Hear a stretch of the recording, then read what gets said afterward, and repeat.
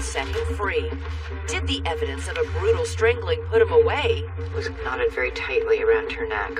Or was it a hell-bent detective honing in on an easy target? You didn't see a car, you never heard a car, you never touched a car. Lo and behold, guess whose DNA's inside a dead girl's car?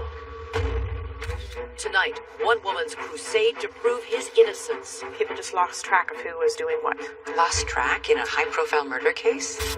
We're showing you the crime scene. At the water's edge fishing, there's no way I can even lean out and see that there's anything going on. Tapes the jury never saw. Even the judge, now rethinking the case. What do you think after watching that videotape? It does make me question whether or not Mark Carver didn't. Did they catch a murderer? Or make one? If Mark Carver didn't kill Ira Yarmolenko, then who did? Hello, I'm Elizabeth Vargas. And I'm David Muir. As we come on the air here tonight, a man sits in a North Carolina prison nearly 6 years into a life sentence for killing this young woman right here behind us tonight.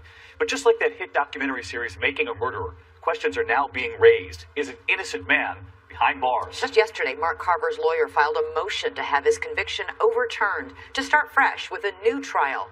I've now spent hours with that man at the center who refused a plea deal, saying he wouldn't confess to something he didn't do. After tonight, will you think he did it? Drive west from Charlotte, North Carolina on Interstate 85, and you'll cross the Catawba River.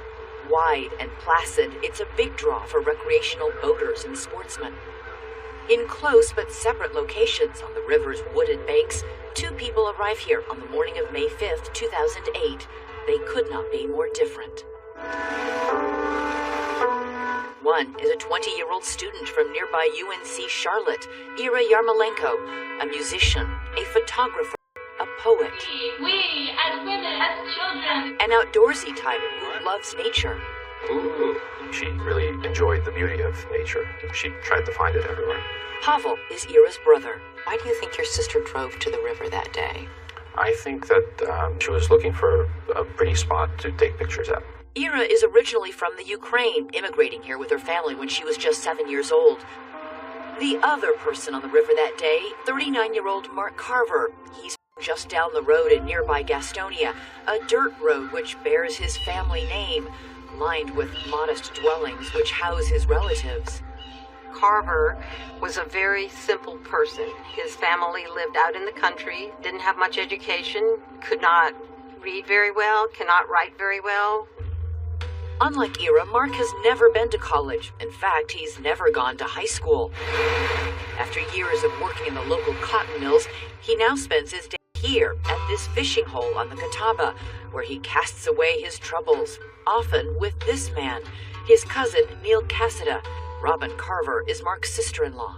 Oh, they were together all the time when they were fishing and stuff. What happened on that river that bright May day is as perplexing as it was violent, serving a life sentence for her murder. I recently went behind the barbed wire and concrete walls to hear his story. Hi, Mark. Hey. I'm Elizabeth.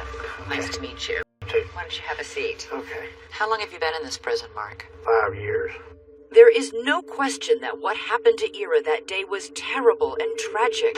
But attorney Chris Muma, who's devoted her career to exonerating the wrongfully convicted, says Carver is also a victim. We think Mark is innocent. And if Mark is innocent, the family has not received justice, and the true perpetrator is still out on the streets. Muma took me out on the river to the spot where Carver and Cassida were fishing that morning. Mark would back his truck up to down this road. Down here. So he didn't walk the road. He drove down. He drove down. And literally parked with the back of the truck right here. He would sit on the back, the tailgate, and fish. Cassida left around 12:30 that afternoon, leaving Carver alone. Half an hour later, two jet skiers out for a ride on the Catawba come upon a gruesome scene. Yes, County 911. I'm a boater on the Catawba River. Above the I-85 bridge. Something blue and metallic catches Body, her car, found 100 yards upriver from Carver's fishing hole. The police found Ira's body right beside the driver's side of the car. Elizabeth Leland has written extensively about the case for the Charlotte Observer. She says the bizarre crime scene posed far more questions than answers. She wasn't raped. She wasn't robbed. There were lots of things that just didn't make sense about this case. Among them, the odd manner of death. These 3 ligatures around her neck. dross, very dainty little blue ribbon. A disturbing discovery in the Catawba River, a body. As the media descends, police begin canvassing the area for witnesses. They talk to those 2 jet skiers and to construction workers who were in the area where Ira's body was found. We went to see if anything could be done, but it was too late. There was no movement. And of course, they find that fisherman calmly casting for carp just downstream, Mark Carver. And what did they tell you was happening? They didn't tell me nothing. They just said they needed my name and address and my fishing license. I give them to them. And then he gave them back. I shook his hand. They went up through there. Carver is cooperative, but not very helpful. He says he neither saw nor heard anything. So police have nothing but bad news to deliver when they notify Ira's family. Police officer came to the door. What did he say? He slowly walked in and told us that unfortunately they have found my sister's body and that they're very certain that it's her. I can't getting news like that. I think all of us simply collapsed where we were, and that was it. Days pass with no arrest. The mystery now as deep as the sorrow. I hope that when you go home tonight, you will tell everybody that you love them. You will tell everyone that you know that you love them. Pavel eulogizes his sister at a memorial service on campus. In the coming days, she is laid to rest, while detectives speak to those who last saw her, piecing together her final steps. This video is to represent the timeline for Miss Irina Yarmolenko. Detectives record this timeline video. Ira spent the morning running errands. She went to the credit union, then she went to the Goodwill. A security camera catches her donating several bags of clothing. And then she went to Jackson's Java, which was a coffee shop where she worked. It takes approximately 5 minutes and 50 seconds to drive to Jackson's Java from Goodwill. And from there to the Catawba River is about a 19-minute drive. This is the last documented moment of Ira's life, a grainy video of her car driving through the parking lot of a YMCA, about half a mile from the embankment where her car was found. Police study it, searching for any sign of another person with her.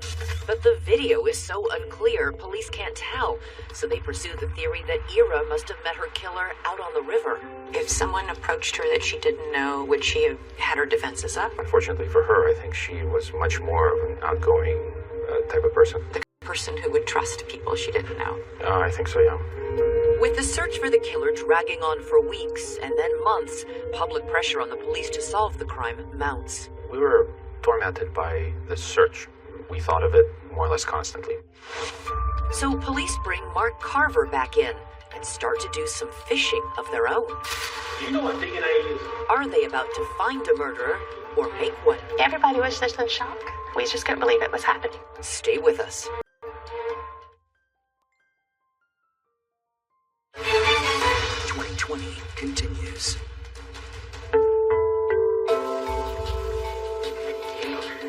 I'll need you to put on these gloves before going through the evidence. On the ground floor of the Gaston County Courthouse, we find this cardboard box. Inside, the evidence from the Ira Yarmolenko crime scene, the 3 ligatures that were wrapped around her neck, a small floral bag from which one of those ligatures, a blue ribbon, had been torn. Look at how tight that knot is. Crime scene photos of her car on the banks of the river, all pieces of a Rubik's Cube of a case. Investigators spent 6 months working every possible lead and interviewing cooperative witnesses like Mark Carver repeatedly. Did you see that little girl? I told him I didn't know what happened to the girl, or I'd went up there and helped her. Carver and his cousin Neil Cassida both volunteered DNA samples. Meanwhile, Ira's family works the media, keeping images of the smiling student, the carefree spirit that was Ira, alive in the public's mind. We simply did the only thing we could do, contact local media and get information out there so that possible witnesses would submit information. Pavel, a brother who won't quit, at one point appeals directly to the killer. I have no doubt that once you truly realize how deeply you've hurt us all, you'll have no choice but to surrender. It is not until 7 months after the murder that investigators finally catch a break. They have a DNA match. Traces of Mark Carver's DNA in one spot on the outside of the car, above the rear driver's side door. Neil Cassidy's DNA is in 2 spots, on the inside of the right passenger window and on an armrest. What kind of DNA are we talking about? It's DNA where skin cells have been shed, and typically it's called touch DNA. DNA. It is not blood DNA or semen, but police think it's enough, even though the two cousins had no obvious motive for murder. The question that the DNA never answered and the police never could was why these men would kill Ira Yarmolenko. Groping for answers, police come up with a theory that Ira had somehow seen Carver and Cassida doing something so outrageous they had to kill her to keep their secret. Their theory was that Ira was down there to photograph and caught the men doing something that they didn't want anybody to know about. And so that the men violently strangled her and pushed the car down the embankment, and that's why their DNA was found on it. So now Mark Carver finds himself on the hot seat. Do you know what DNA is? Yeah. I found your DNA inside her car. I can explain. Now you didn't find it right here. Oh yeah, I did. What's the deal for it? My DNA ain't in that car. How much money do you want?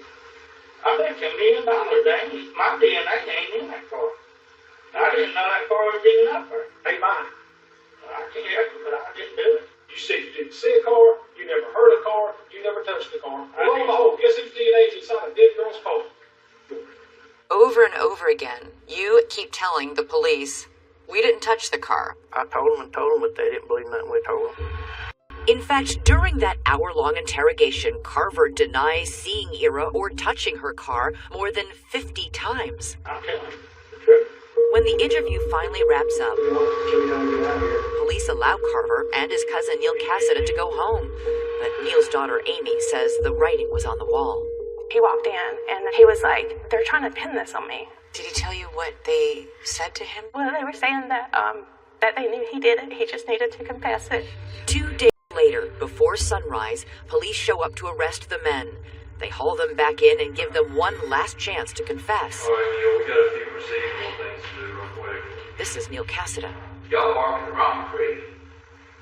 I swear with Mama's very, but I didn't have a thing to do with it.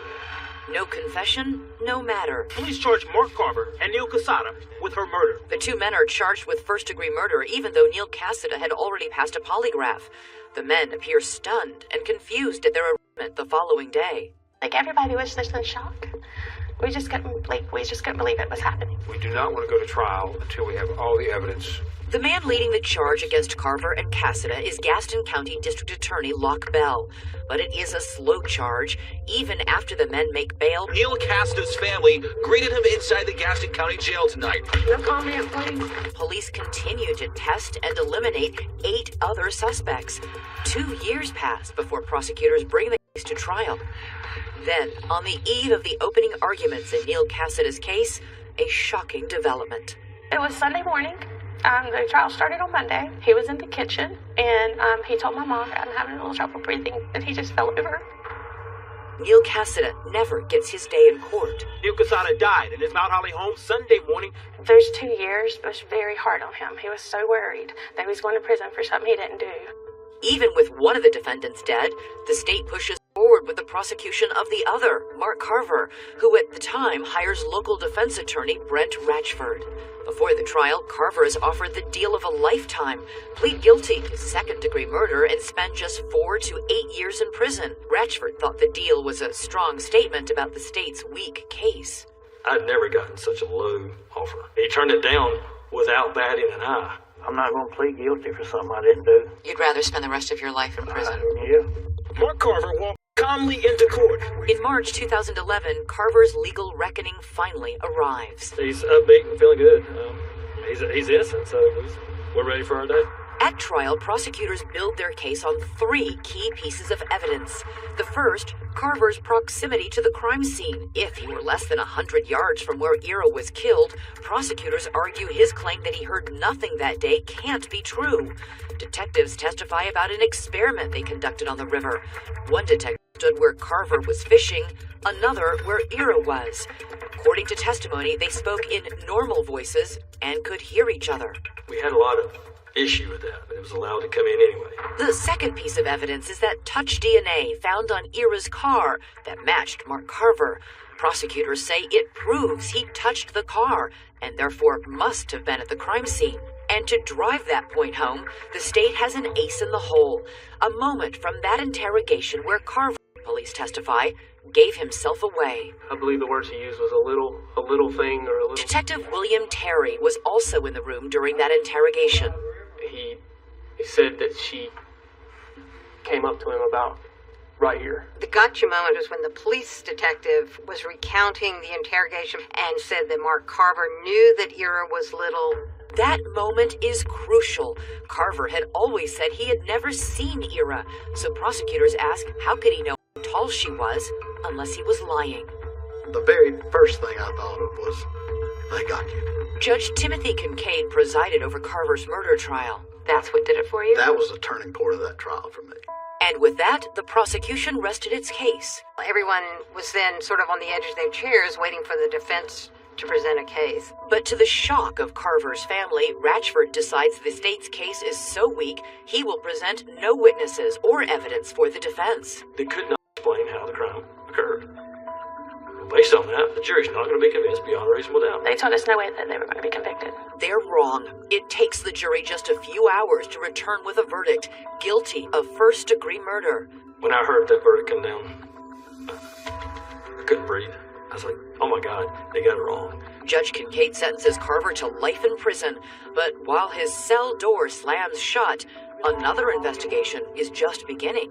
So let's send you over to where Ira was. How much of the state's case really holds water? Tell her to yell. Stay with us.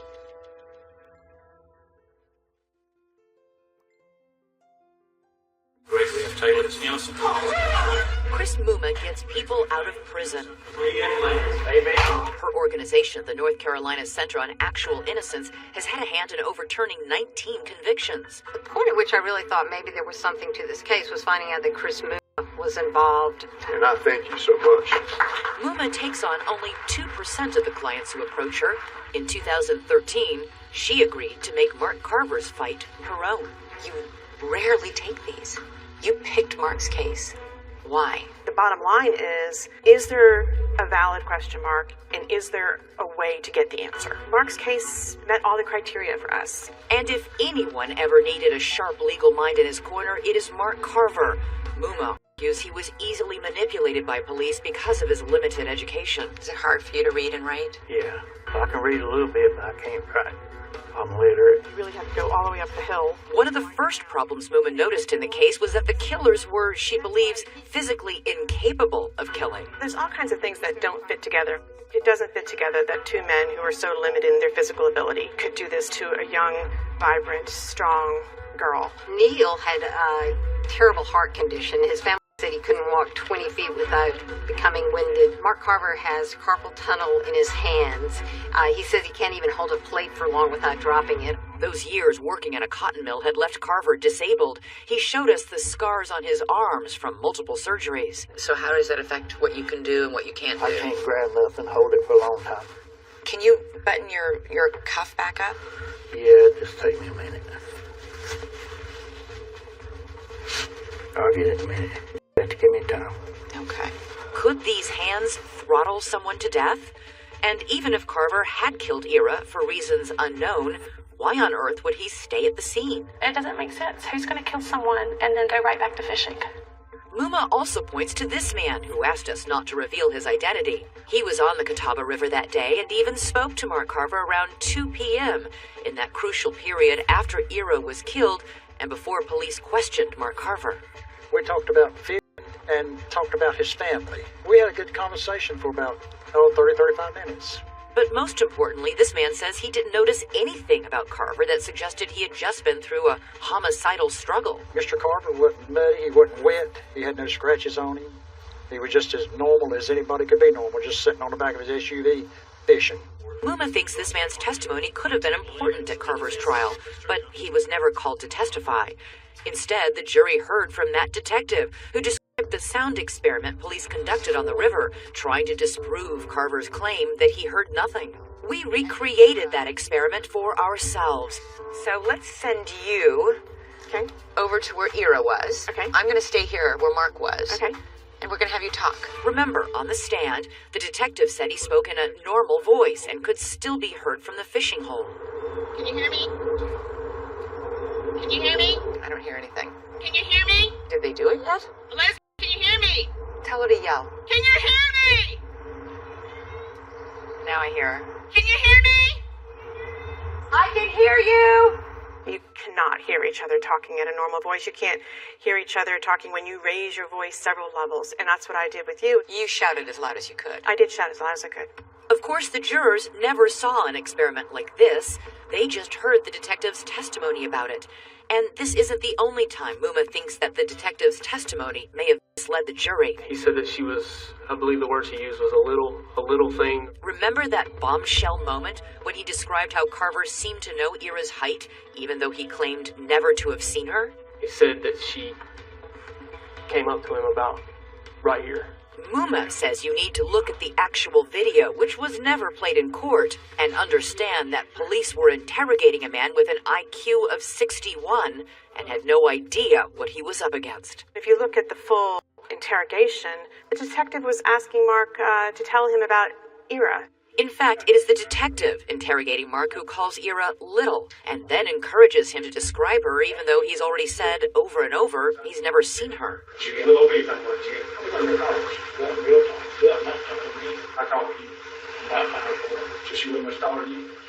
It is the detective who's telling Mark. The detective stands up and says, she would have come about here on you, right? And Mark says, yeah, I guess. And he said, well, stand up and show me. If y'all will stand up, look at each other now, but did she do look at you in the eyes? Yes, I did. Show me, stand there, show me how I thought she was on you. And Mark basically mimics what the detective did. Probably about right there. Okay. Yes. I don't know. Yeah, I understand. Yes. Was he being manipulated?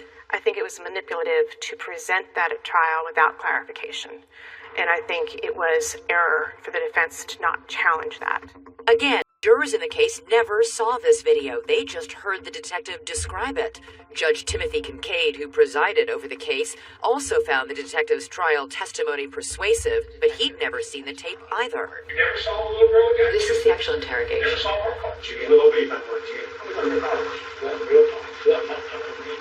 What do you think after watching that videotape of the interrogation? I think it was quite leading. The detective was using the language first, in other words. Do you think that Mark Carver was being led by the detectives and is simple enough that he would just echo whatever this man was saying? I can't answer that. I think it does put a new light on the whole thing. What kind of light? It does make me question whether or not Mark Carver did it. Certainly, I think that could have created reasonable doubt. But what about that final and most damning piece of evidence, the touch DNA that seemed to place Carver at the crime scene? When you hear the words DNA match, that sounds like as close to a sure thing as you can get. Muma says not so fast. Whatever you think you know about the infallibility of DNA, think again. Is there another explanation for how that DNA got there? Stay with us.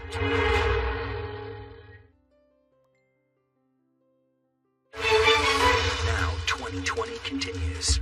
Once again, Elizabeth Vargas. 911, what's the emergency? They found a body floating in Catawba River. In the hours after Ira Yarmolenko's body was found, local news crews recorded this footage of police processing the scene. It looks like they're all over it, but attorney Chris Muma says looks can be deceiving. It was actually 2 months later before the vehicle was swabbed. Why did the police wait 2 months before swabbing that car for DNA? It seems from the records that people just lost track of who was doing what. Lost track in a high-profile forensic science. It was that technology that gave detectives here the break they needed. Those traces of Mark Carver's touch DNA on Ira's car. Mark's DNA was not found on anything else. It was not found on the steering wheel, the key, the ligatures around Miss Yarmolenko's neck, her clothing, the gear shift, a seat, a front door. It was not found on any of those. And they were tested. What about under Ira's fingernails? Was there any DNA there? There were 2 profiles. There was hers, which you would expect to find there, but there also was another profile that was unidentified. To this day, police have not been able to identify to whom that mystery DNA belongs, or explain why so little of Mark Carver's or Neil Cassidy's DNA was found at the crime scene. Wouldn't his DNA have been all over Ira? We're talking about a life and death struggle here, a death match. I would expect to see more of his DNA on her body or on her clothing. Dr. Lawrence Kobylinski is a DNA expert who has testified in nearly 50 trials. To be left behind The simplest explanation is that he did not touch those ligatures. And if it's possible that Carver didn't touch the ligatures, is it also possible he didn't actually touch the car? Most people think of DNA only being able to be in a place if they specifically touch it, and they don't consider the fact that someone else may have had contact with them and then touched the car. There are two ways that DNA can be deposited on an item of evidence. One way is a direct transfer. As in I touch something and I leave behind DNA from my hands. The second possibility is an indirect or secondary transfer, where I shake your hand and now I touch a vehicle and I transfer your DNA onto that vehicle. So how could Carver's DNA have been transferred? Remember, he spoke to police that day on the banks of the river. The officer who came over and took Mark's driver's license, he's holding an item that has Mark's DNA on it, and he shook Mark's hand. And look again at the crime scene photos and video. Muma says it's clear some of the officers were not wearing gloves, even while they were touching the car.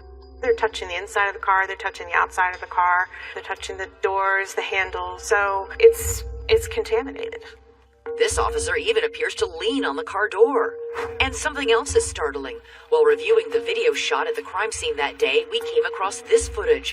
It appears to show an officer rubbing the exact area of Ira Yarmolenko's car where Mark Carver's touch DNA was found. And as you can see, he's not wearing gloves. Were any of the officers who were touching that car, did any of them have their DNA tested? There's no record of any DNA being taken from any officer who was at the scene. At Carver's trial, secondary transfer of his touch DNA was dismissed as highly unlikely, but it has happened before. In 2012, a millionaire from California was murdered in his home. Forensic experts found DNA on his fingernails that they were able to link to 26-year-old Lucas Anderson. There was only one problem. Anderson had an airtight alibi. At the time of the murder, he was in the hospital being treated for severe intoxication. It turns out the same two paramedics that scooped up Anderson, who was leaving on the streets, were at the murder scene a short time later. Once prosecutors realized Anderson's DNA had been transferred to the crime scene by paramedics, he was finally cleared. If you're not careful, you're going to end up putting somebody at a crime scene who was never there. So why didn't Carver's original defense attorney call a DNA expert to explain how that might have happened here? Sometimes you're opening Pandora's box. You think you're putting in a lot of good evidence, but it could turn around and bite you. Then a DNA expert is not going to help you. Ratchford's decisions continue to haunt Mark's family. Robin, have you spoken to Mark in prison? We speak to him twice a week and visit when we can. He just wants to come home. Just imagine living every day in there knowing you didn't do it. But if Mark Carver didn't kill Ira Yarmolenko, who did? Did she travel from Charlotte by herself or someone else in the car? An inmate wrote a letter said that he had killed Ira Yarmolenko. The hunt for other suspects next.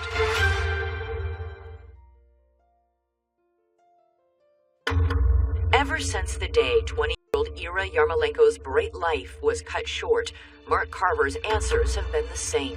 Mark, did you kill Ira? No. Did you strangle that young woman?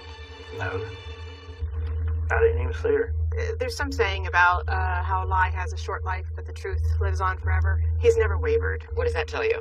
It tells me he's telling the truth. And if Mark Carver is telling the truth, that means a killer is still on the loose. Someone who can solve the puzzle of that crime scene on the Catawba River. Why, for example, were there 3 ligatures around Ira's neck? It's definitely overkill. The hoodie string was probably enough to cut off the air supply in her neck. That alone would have killed her. I think that... At one point, investigators entertained the theory that Ira knew her killer. Could it have been a fellow student who may have been stalking her? Or a customer from that coffee house where she worked, who some said might have been obsessed with her? Or someone who coerced Ira to let them into her car that day? The question was presented to me, did she travel from Charlotte by herself? Was there someone else in the car? Remember, investigators were never able to enhance these surveillance images enough to confirm if Ira was alone or not. The footage was not good enough quality where someone could tell whether there was another person in the car, either in the front seat or back seat. Even if Ira was alone, there was no shortage of other suspects in the area who might have committed a crime of opportunity. There were a lot of construction workers.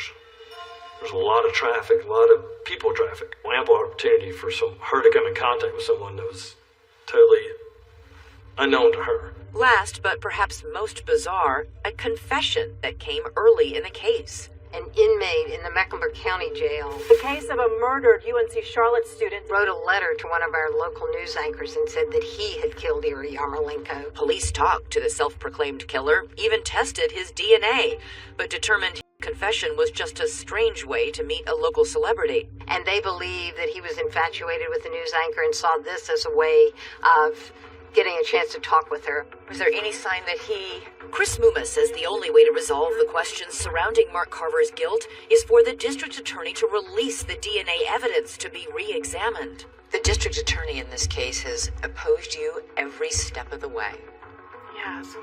Yes, and I've asked to sit down with him. I've asked to meet. As for why should I help you to get somebody off that I firmly believe is guilty? Prosecutors in this is happening.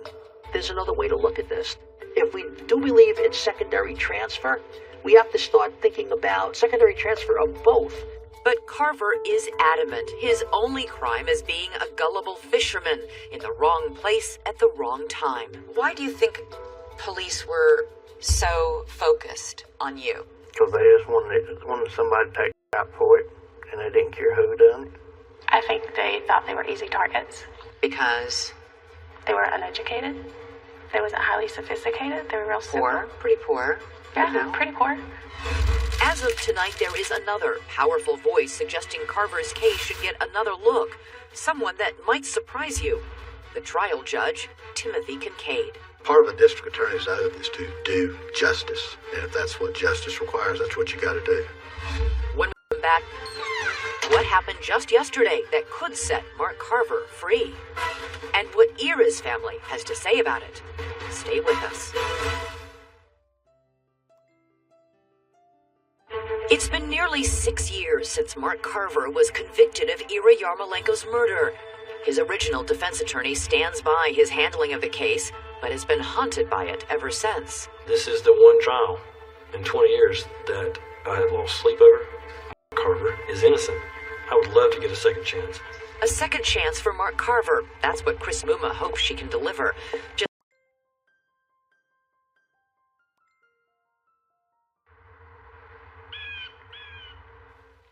When did you think, I'm in a cult? I probably realized I was in a cult the moment the cat stuff started happening.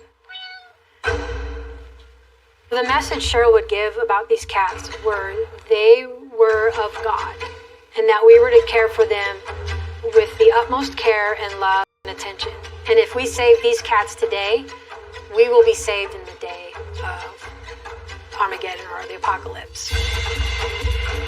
So we had to take the cats. No matter how many, no matter how much work it was, we had to take the cats. If she said, take these cats. You couldn't say no. You did not have the right to say no. Like if we said no, then we'd have to leave. And why would you leave the person that's going to save you when hell's going to break out on earth? Why would you leave that person? You better just, buck up and take care of the cats so you don't die.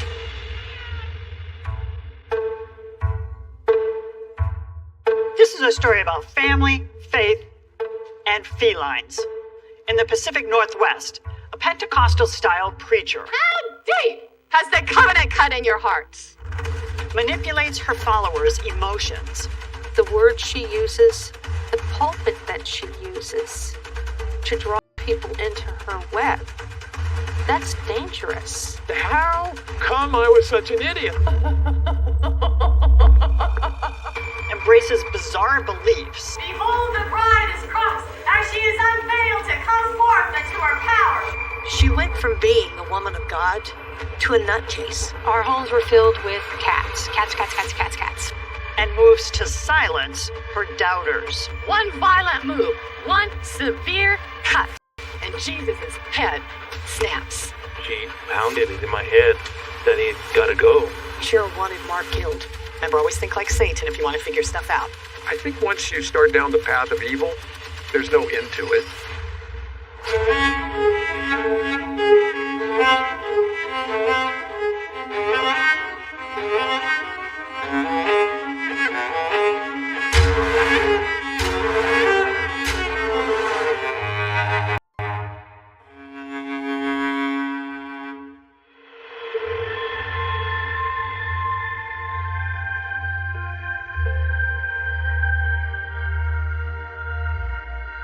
These photos go back, some of them before Mark and I got married in 2006. Mark had 2 boys and a girl. I had 2 boys and a girl. It was seemingly a perfect matchup. My name's Mary Walker, and I'm the wife of Mark Walker. We came together with a lot of hopes and dreams for a blended family, for the Brady Bunch. And this was, back at a time when we were still operating under the illusion that we had a great future in front of us as a blended family. And it was really apparent real fast that was going to be difficult to achieve. Mark was really transparent and honest about what his ex-wife, Cheryl Walker Ruffin, was involved in, even at that time. When Mark first told me about Cheryl, I tried to get as familiar as I could with her. Although, it's hard to think about, how do I take it that his ex-wife is the bride of Christ? Not sure what to do with that.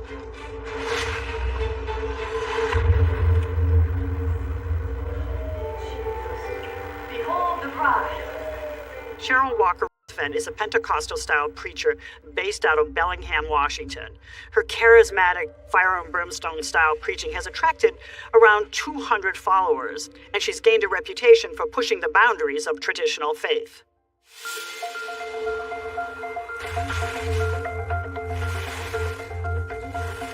I think the first time that I met Mark's children was a trip to Whistler.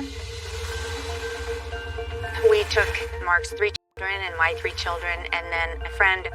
So there was baptism by fire, 7 kids, and a dog. When I first met Cheryl, it was after that trip to Whistler. When we got to the house, Cheryl was already in the driveway waiting for us. And so we went into the house and started unloading suitcases out of the car. And all of a sudden, Cheryl came in through that opened door. And she's in the living room. And I just remember standing in the kitchen thinking that Cheryl was a bit of a threat. Mark and Cheryl divorced in 2004. The settlement resulted in 50-50 joint custody of the children, but eventually the children spent more and more time with Cheryl. Now, in 2008, Mark's continued presence in the lives of the children is a source of frustration for Cheryl. Mark never bowed the knee to what Cheryl wanted. And Cheryl wanted to be the prophet, the pastor, and he was to be the subservient one, the one to uplift and allow her to follow God's calling in her ministry. So when he did not do that and he called her out on her, she was angry. And not only did he call her out on her, he divorced her and he fought for his rights for visitation with his kids. She did not want him to have any part of their lives or her life. One violent move, one severe cut, and Jesus' head snaps. And she has his attention. She was always trying to put herself out there as a victim of Mark. She was telling her congregation that he was manifesting demons, that he was a devil named Baphomet, and that I was a reincarnated temple whore named Ashra. Desperate people do desperate things. She despised Mark. She thought he was of the devil. And at the time, anybody in that inner circle, she would tell us he needs to die. That for her to go forward with what God's calling her to do, he had to die. So I remember in these smaller groups of prayer circles praying for his death. So I did that, and I'm very ashamed of it now. But back then, I thought he was evil and that he needed to go. In 2008, a new member enters Cheryl's community, a man from New Mexico named Rick Madrid, and almost immediately he sticks out from the rest of the congregation. I'm a heathen kind of guy, you know what I mean? I'm just a guy. I ride motorcycles, and I grew up on horses and horseback, and I'm one of those guys. I drink beer, and I fight. So Rick Madrid visited the church as a guest.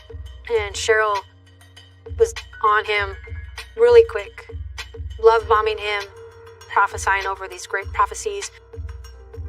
He had this reputation as kind of a bad boy, and there was a seduction that happened.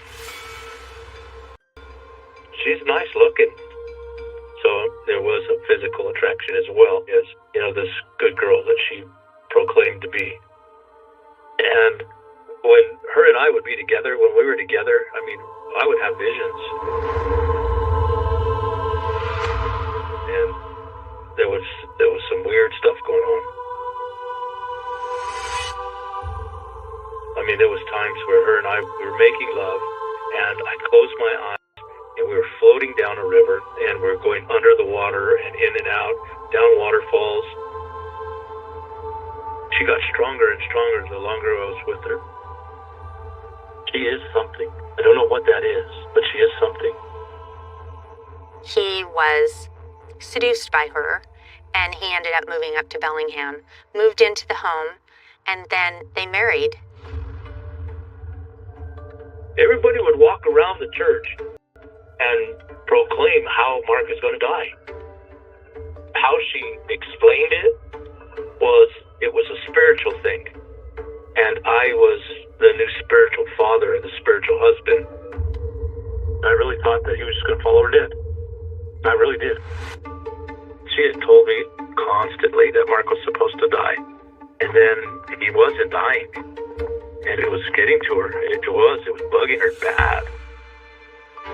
And Cheryl starts commissioning Rick to do an evil deed. In Cheryl's world, there are no accidents at all.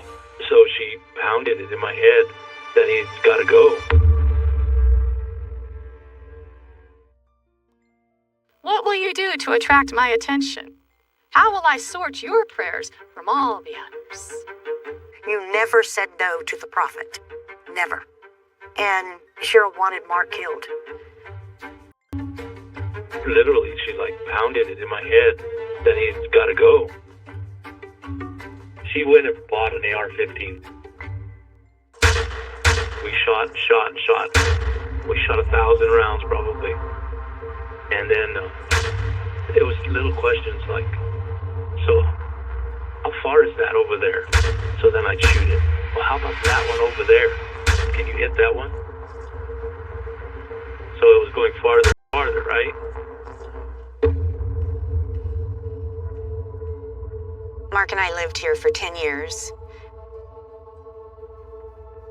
Rick Madrid was here several times. Cheryl was with him in the car. She was sitting next to him. She was probably taking him through the layout of our home. And he knew what our driveway, what our approach looked like. And she had him here telling him all those details about our everyday life. And one day it culminated with him being at the top of the driveway. Mark was outside. Rick Madrid had the rifle with him, and he leveled the sights.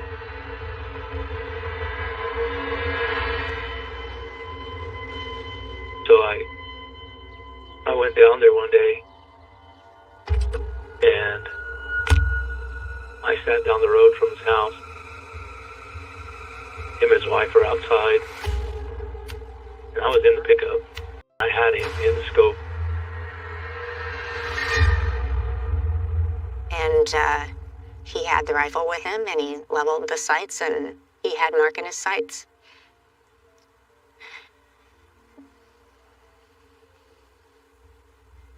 And he had a God moment. And he decided not to pull the trigger. And we're certainly glad he did.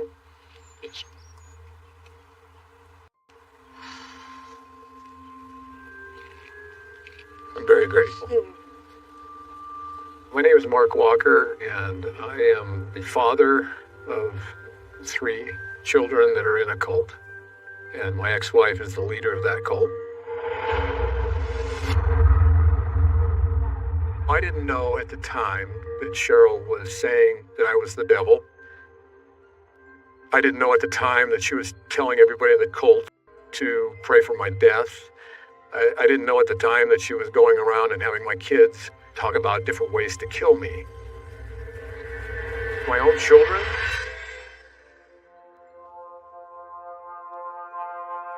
I don't want to believe that my kids are evil, but they might be. I think once you start down the path of evil, there's no end to it. The way I think about it now is, it's ridiculous, man. I would never have gone to do something like that. I know that I was manipulated. The guys in her church were soft-spoken. They have no balls.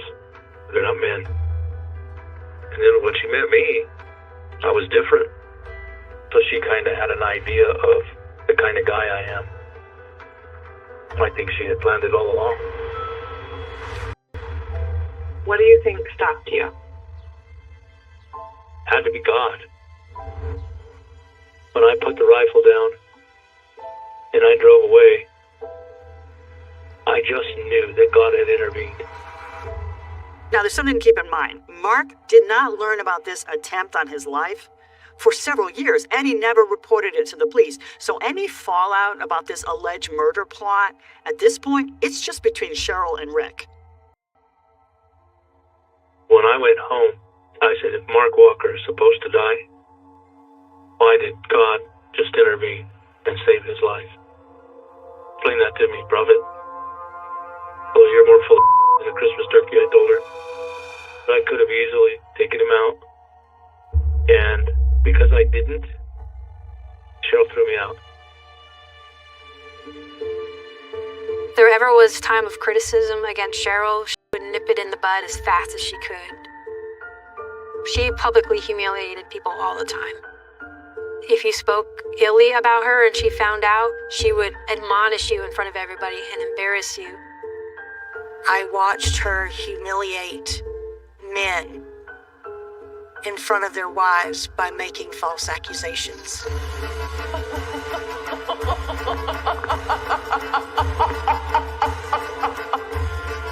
She's the prophet. When you say no to the prophet, you suffer the consequences. If you did not do what Cheryl wanted you to do, especially something of that magnitude, you could pretty much count losing your life.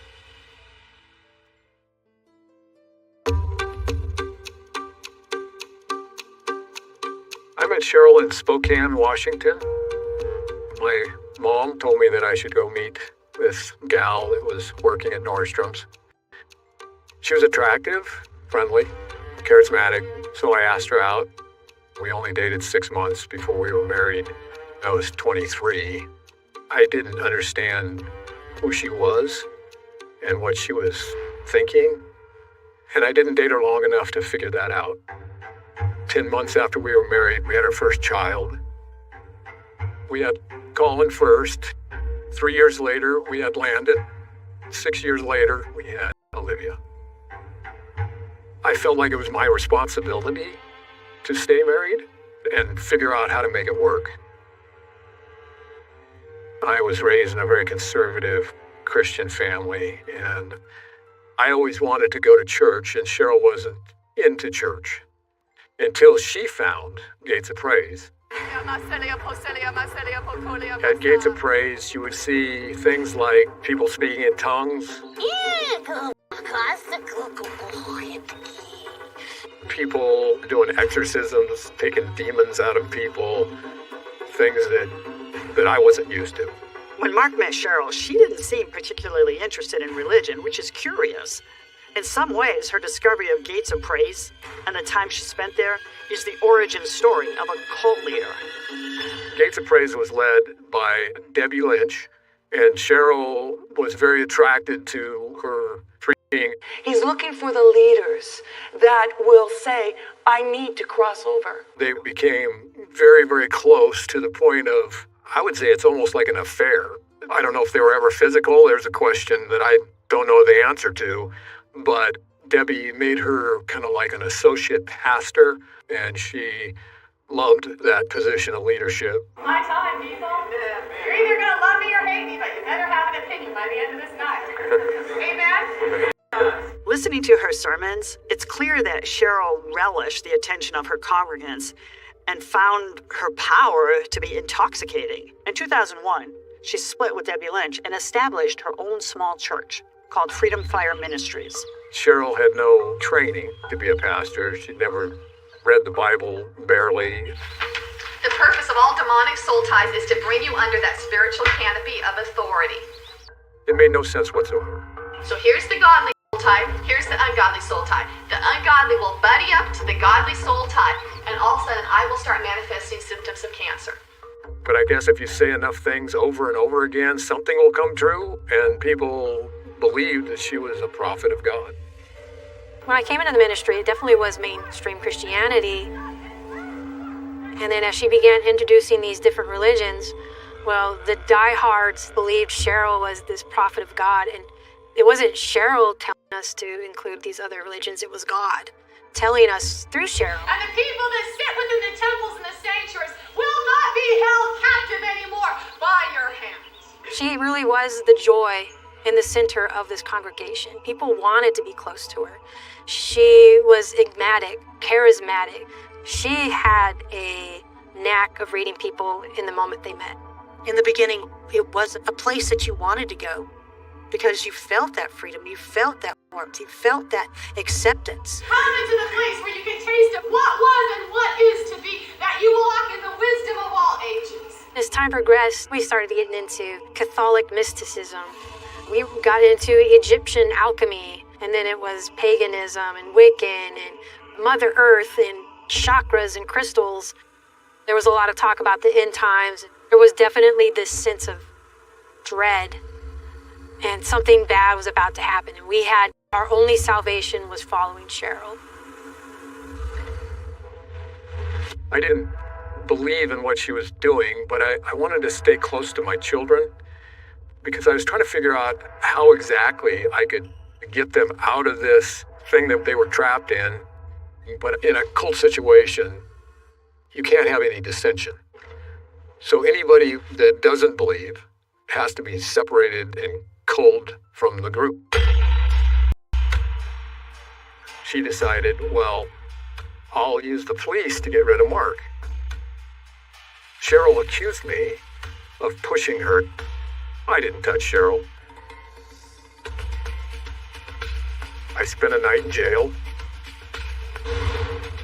And that's actually the night I said, okay, I have to call my divorce attorney. I got to get out of this.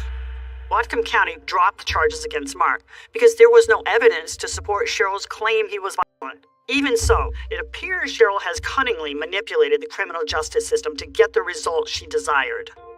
During the divorce, it was taught that I should never say anything negative about Cheryl in front of the kids. So what I tried to do is just love the kids. I tried to be dad to the kids. And then you find out that Cheryl was telling them to pray for my death, was telling them at dinner to go around the table and figure out ways to kill me. I was being a nice person. And it was very frustrating because I could see that I was losing and I didn't know what to do about it. When the divorce was finalized, the custody arrangement was in fact a 50-50 split. And as Mark feared, it created a permanent fracture in his relationship with his kids. For Cheryl, sowing family division is part of a pattern.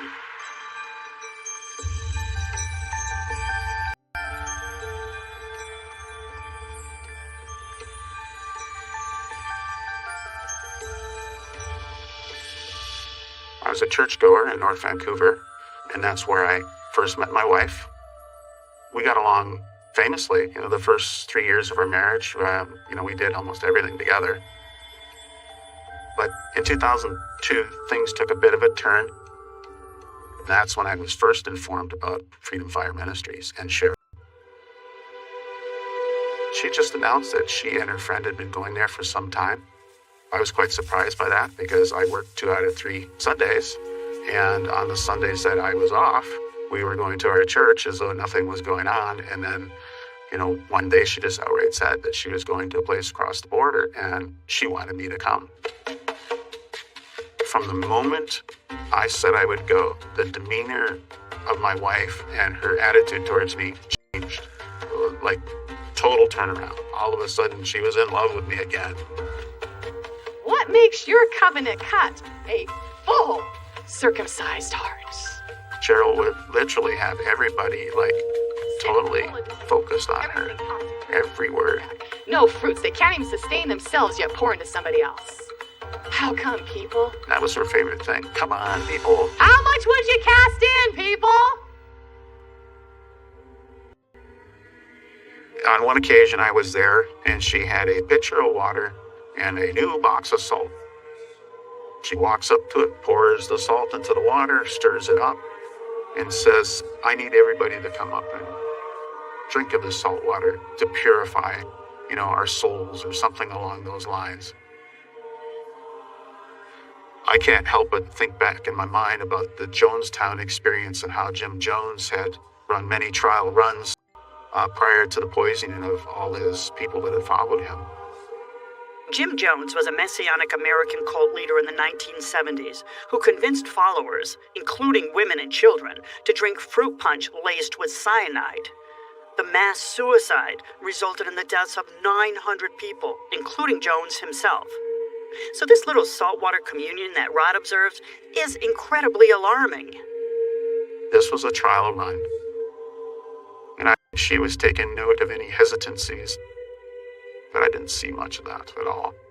Everybody was willing to go and do it.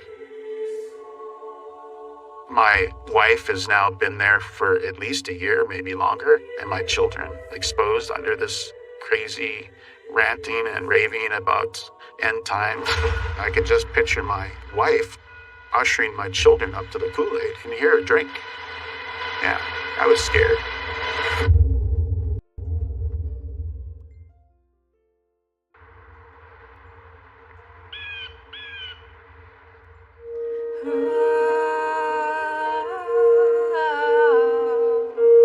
Kind of rusty.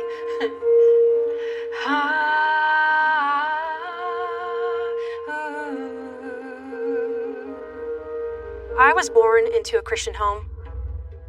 At a very young age, I knew I had to hide my true self.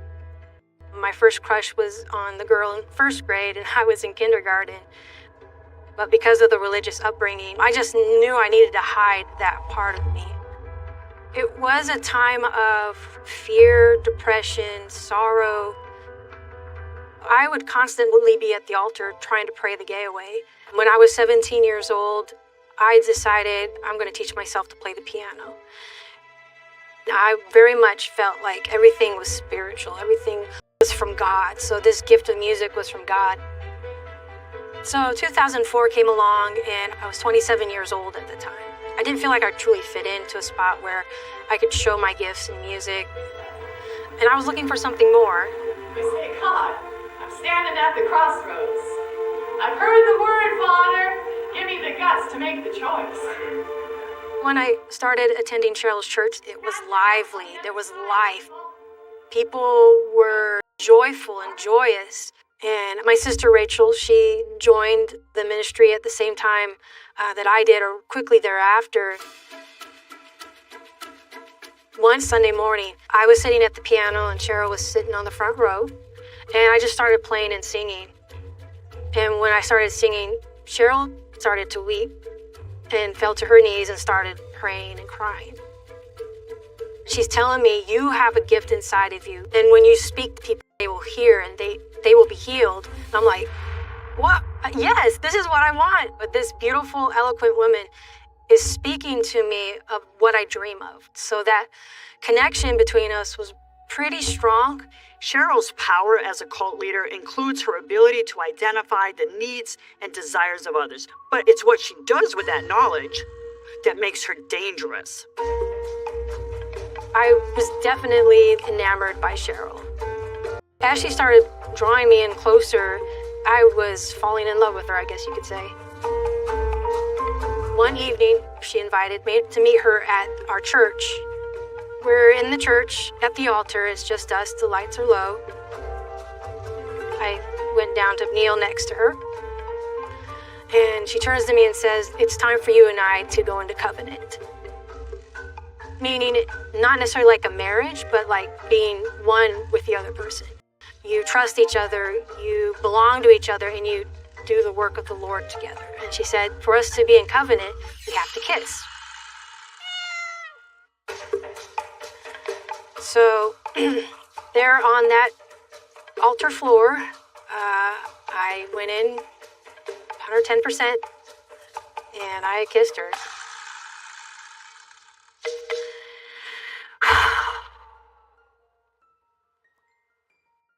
This is hard to talk about. It felt like forever in that moment. Like I found the person I was going to be with forever. There were times she would tell me, now what you and I have, this isn't homosexual. This is from God. But there would be services where she would preach against homosexuality. Then a couple nights later, like, yeah, we're banging. I would say there probably was some conflict in my heart on that, but I was ready to lie my face off because I finally had what I wanted in a relationship with another woman. It was magical for those first 4 months. And then things changed. She had me in her bedroom and we're sitting on her bed and she says, this part is over. This part is done. We are no longer together like that. Everything went into like this whirlwind of heartbreak and I was crushed. I was in love with her. I was in the worst place in my life I have ever been in. When I look back at Cheryl pursuing me, I think it was about the music. I think it was about me bringing that extra oomph to what her ministry was through music. Looking back, that's what she wanted. But the sad part of it is, I didn't leave ministry. I believed that if I left her, that I would be in a horrible accident, or I would just simply die because I stopped believing in her. And that's how deep she got into my psyche. That I could never leave her, or God would strike me dead.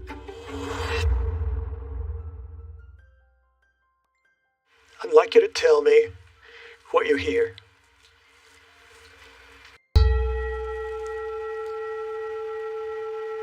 Ringing. It's not done yet. My name is Sanjan. I met Cheryl online on Spiritual Singles in June of 2009. She had her own church, about 100 to 125 people in her congregation in 2009 when I was involved with her. She was well kept, the family was well kept. She looked good in lingerie. But the relationship was mostly compliance with Cheryl, and that went downhill really quickly. She didn't like the art I had in my house. I had paintings hanging, and among them are a couple of nudes. She declared the paintings portals for evil. She demanded that they be burned. I took $50,000 of the most beautiful paintings in the world and burned them in the backyard fire pit at Cheryl's demand. And I can still to this day not believe that I did that. I knew better. I looked at myself and said, how come I was such an idiot? In her relationship with Sandra, Cheryl is clearly harnessing her ability to control, but this time on a subject outside of her church community. It's not long before Cheryl returns her focus back to the congregation and pushes them to new and strange places. Cheryl had this knack of bringing in a new religion or a new practice and tying it to what we were already doing. We would be doing Catholic mysticism one night, and the next night we're out in the woods together around a fire singing songs to Mother Earth. As Cheryl began this direction with her congregation, she said it's time to start adopting cats. Now, cat obsession in religion isn't entirely new. For example, the ancient Egyptians believed that cats were vessels that could be inhabited by their gods. But like most things Cheryl Ruthven adopts, she pushes her version to the extreme. The message Cheryl would give about these cats were they were of God. And if we save these cats today, we will be saved in the day of the apocalypse. And that's when we changed to Eva's Eden. our shelter is a cage-free shelter. That means everyone can really interact with the kitty that they think is the right one for them. Eva's Eden became a nonprofit organization that we started to go to shelters throughout Washington, and we would take their cats that were on the roster to be put down. We would bring them into our homes. We would bring them back to health, feed them, care for them, and then start taking them to Eva's Eden, which was now a public place people could come to on the weekend to adopt cats. The cats that were there were adorable. I mean, who wouldn't want to adopt those cats? But the thing about Cheryl, 1 or 2 cats saved was not good enough. So she began working with shelters across Washington. Volunteers would pick up between 30 to 50 cats, sometimes more. People were required to leave their homes, their jobs, to come straight to the sanctuary to pick up their chosen cats. Cheryl would stand up and say, when you take these cats home, they are your number 1 priority. They come before your husbands and wives, and they come before your children. So they had to be fed first.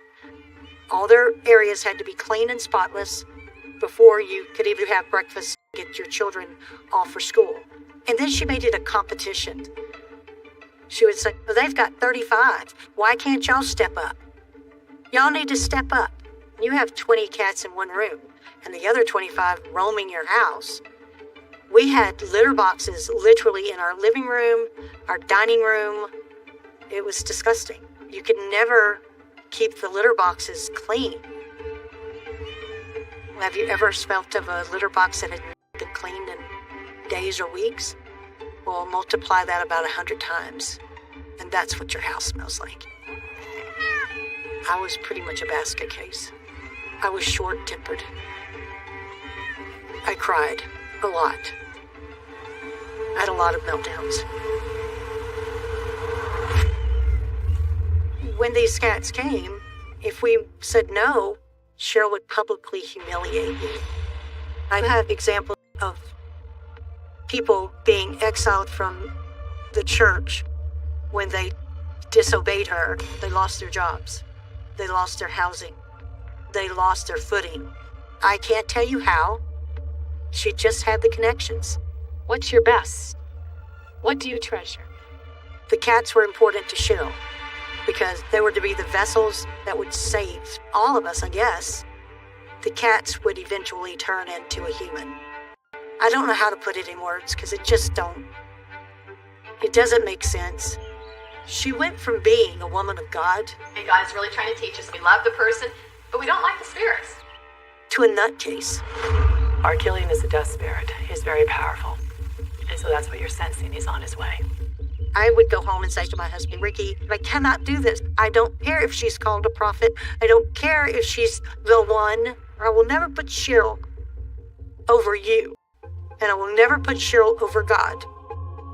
When I shared that with Ricky, he's like, we've got to get out of this, Connie. How deep has the covenant cut in your hearts? The demands that Cheryl is placing on these families are outrageous. The only bonds that they have left are to each other, to their loved ones. Cheryl is really testing their devotion to her. One of the questions I have is, what will Cheryl do if they finally break? I went to my friend's house. She opened the door and I just fell apart. And I said, I'm done. I can't do this anymore. My kids have to come first, not the cats. My friend held me tight, let me cry. But I didn't even get home 15 minutes before there was a knock on the door because she had already told Cheryl everything that I had shared with her. Everything.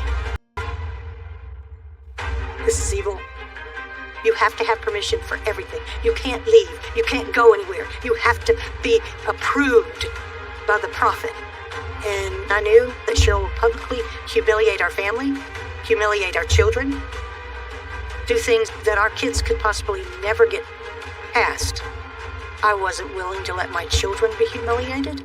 Never. Cheryl's control over her followers is powerful enough that members are policing each other on her behalf. So you have to wonder, how much worse will it get?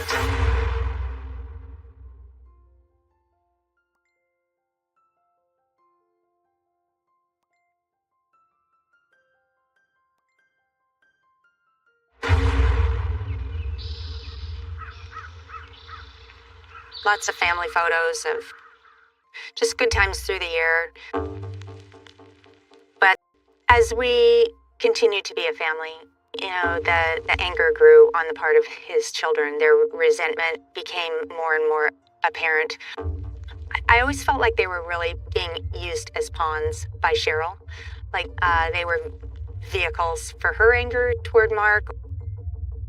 But there came a time when Mark came to the realization that if I ever saw his children, that I should run the other way and call 911, because there was only one reason why they would be here, and that would be to kill me.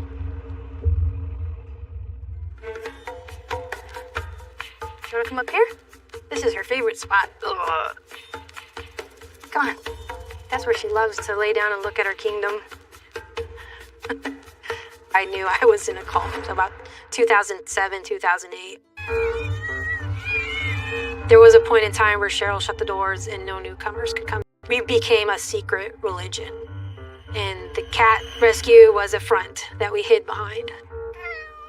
That's what the outside saw. They didn't see what was on the inside. Our homes were filled with cats. Cats. If you can imagine the distress a cat's in, being around 30 cats, what are they going to do? They're going to piss on the walls. They're going to scratch the carpet. They're going to scratch the walls. A typical home had between 14 and 30 cats in it. I had 17 in my home at that time. The home usually smelled like bleach, a combination of bleach and cat piss. People's homes were being destroyed. People were losing sleep. Cheryl would have us being up every 3 hours to make sure that they're okay and feed them and clean them. It was overkill. It was too much. I think that's probably where those seeds started to grow in my mind, that this is a little bit bull. My sister and I were so close, but we were always afraid to talk to each other about our true feelings. Like, we never talked about our concerns about what was going on, because if I told Rachel, or if Rachel told me something, what if Rachel told Cheryl what I just said? People would do this. People would tattle on other people, and then when Cheryl found out, she would act upon it swiftly. She publicly humiliated people all the time. I knew I needed to get out of there, but I was so groomed, or I was so afraid I couldn't act on it, and I didn't want to leave my sister. I am the Alpha, I am the Omega. I am the beginning, and I am the end. I am the start, and I am the finish. This is really dangerous. Cheryl is demanding trust from all her followers, but she's also creating distrust within the group, weakening the bond they all have with each other. And she's always looking to push it one step further. We, as a ministry, went and saw Da Vinci Code together. And that is probably the pivotal point of Cheryl beginning to say she is Mary Magdalene. She has come back to the earth now as Cheryl, but she truly is Mary Magdalene. It's interesting that Cheryl chose Mary Magdalene, because we know that she pulled her inspiration from religious texts, from pop culture, from all over. And in the early 2000s, the Da Vinci Code was hugely popular. First the novel and then the movie. The revelation in Da Vinci Code is that Mary Magdalene was no prostitute. She was Jesus' wife. My bride is coming forth in power, cloaked in my son's blood in this hour. Bride of power, people. Cheryl is now portraying herself as Mary Magdalene, wife of Jesus, and her followers are buying it. Communions with Cheryl, at times she would prick her finger or cut it and then squeeze the blood out into the communion, and then we would drink the communion, because she was basically Jesus and we were to consume her blood.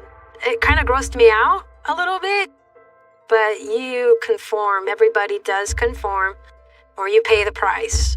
So I drank the communion with her blood in it. Cheryl is constantly pushing her followers out of their comfort zone, testing their boundaries, keeping them on their toes. But as she refines her control tactics, you have to ask yourself, what is she ultimately after? What's the point of all this? I was expecting a income tax return check. We had already talked about using to pay off some bills and maybe get a little bit ahead, not much, right? The check arrived and I didn't know about it. My then wife took the check to the bank and cashed it and took the money out and opened another bank account. I had felt in my mind that maybe she was planning something. When that transpired, I became concerned. Something just didn't feel right. Hi, I'm Rod's sister. My name is Carol. Rod has something that not everyone has in this situation. He's got family members outside Cheryl's grasp who know how to research, and that's what they do. His sister Carol compiles a file of all sorts of correspondence with Cheryl, thinking maybe we're going to need this down the road. What happened next was what happened in September when my brother, out of the blue, was given an ultimatum. She came up to me and said, I have until the September 24th to submit to Cheryl and her teaching leadership. I believe she actually called it leadership, and turn over the family finances to my wife, or she was going to leave with the children.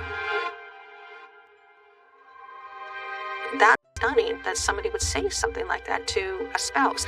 That if you don't comply with what I want from you, I'm going to take everything you value from you. How much worse can it get? It's as bad as it gets. That was a Saturday, and on a Monday I went to work as I always did. Everything was normal in my household. And I came home from work and the house was empty. And I went into my son's room and there were all these goodbye cards. I had absolutely no idea where my children were, where she was. I came to understand that she had been plotting this for some time. Now, that was on a Monday. Tuesday, we were in court. Well, all the research was ready to go. We got before the judge that day, and Rod went through everything systematically. The judge alluded to the fact that my wife had surrendered her autonomy to Cheryl. The judge at that time believed that Cheryl and the ministry and its members posed a clear and present danger to the children. My brother was given interim sole custody, sight unseen, even though we did not know where the former wife and the children were. So for the next number of days, we were racking our brain trying to figure out where they could be. I was terrified. Where is my wife gone? If she made it across the border, they're going to hide her. And who knows where? Am I ever going to see my kids again? My worst fears had come to fruition. The kingdom of heaven suffereth violence, and the violent will take it by force. There's the cut of covenants.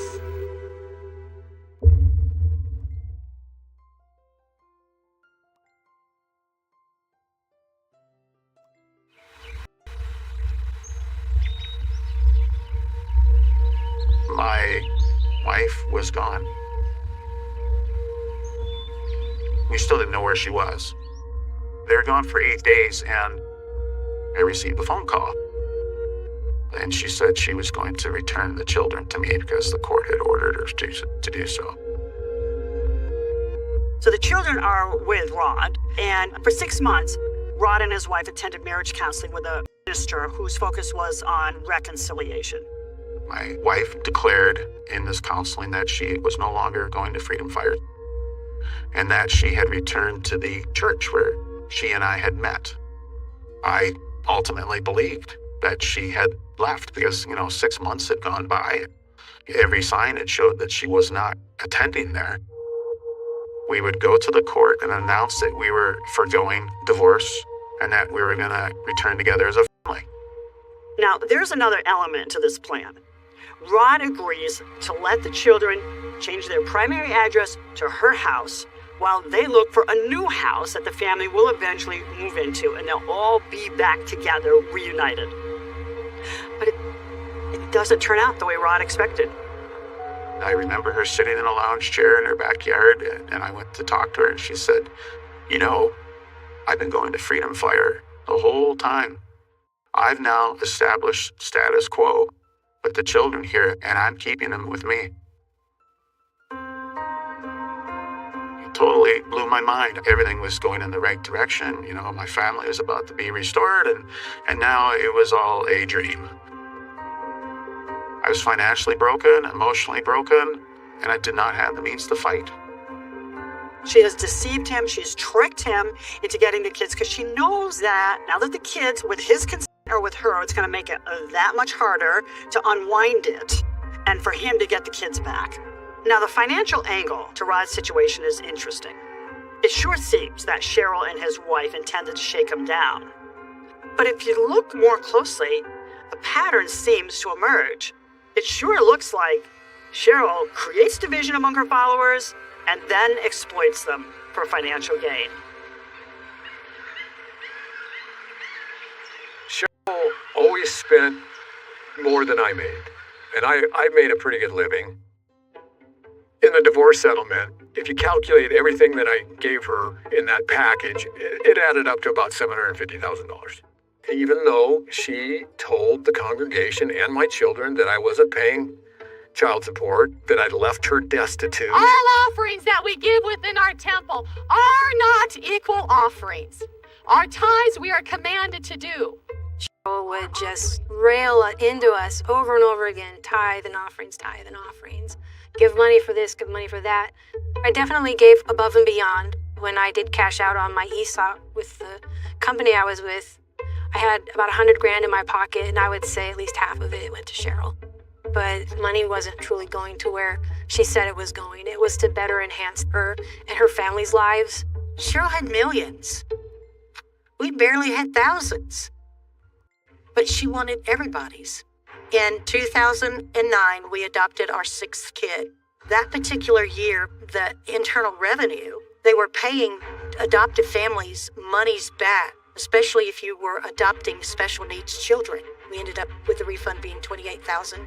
We gave her $7,000 of it, not to mention the amounts of money that we gave toward the cats. Cheryl was getting the cats from shelters at no cost, but we did have to pay for all the food and the litter, and then we had to pay adoption fees. Then all of that went into Cheryl's pocket.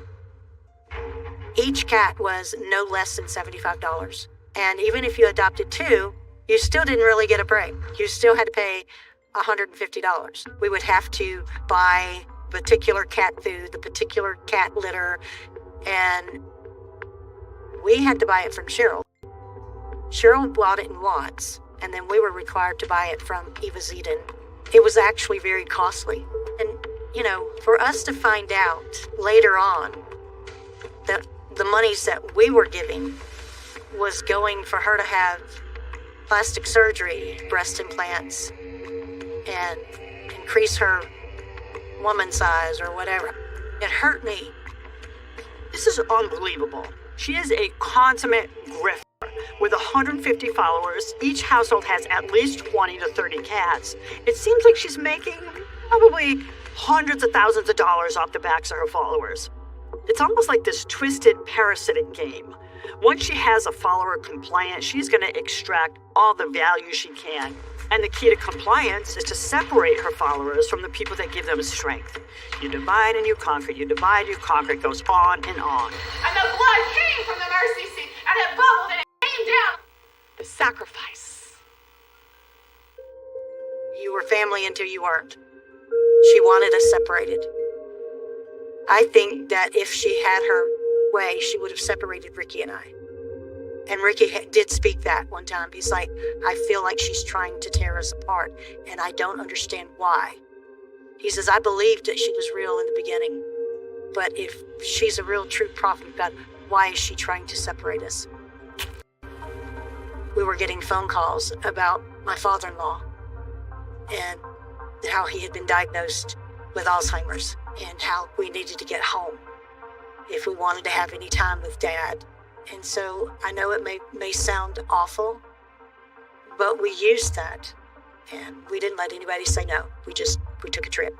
We come all the way down to Louisiana. I could actually tell you the date. It was July 5th, 2012. We drove out of Bellingham, Washington. It was truly a freedom. And it wasn't until after we got out that she figured out that we were not standing behind her. We did not tell Cheryl exactly where we were going. It was for our own protection.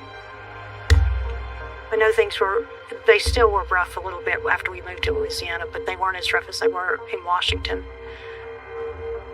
And we didn't adopt you so that you'd have a miserable life.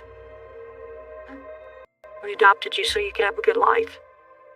My name is Faith Hughes, and I am Connie Gibbs' daughter. I was adopted at the age of 6, so when we left Washington, I think I was 12. I think if we did not leave, I don't know what would have happened to our family, but I don't think that we would probably be together. I don't think we would be together now either, if we hadn't left. You understand the danger that we were in the middle of? Just, I guess that's just where I should tell you I'm sorry.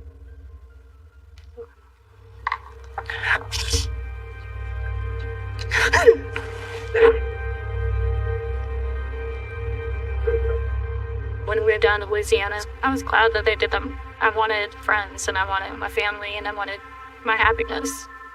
So I was actually very grateful that it happened the way it did.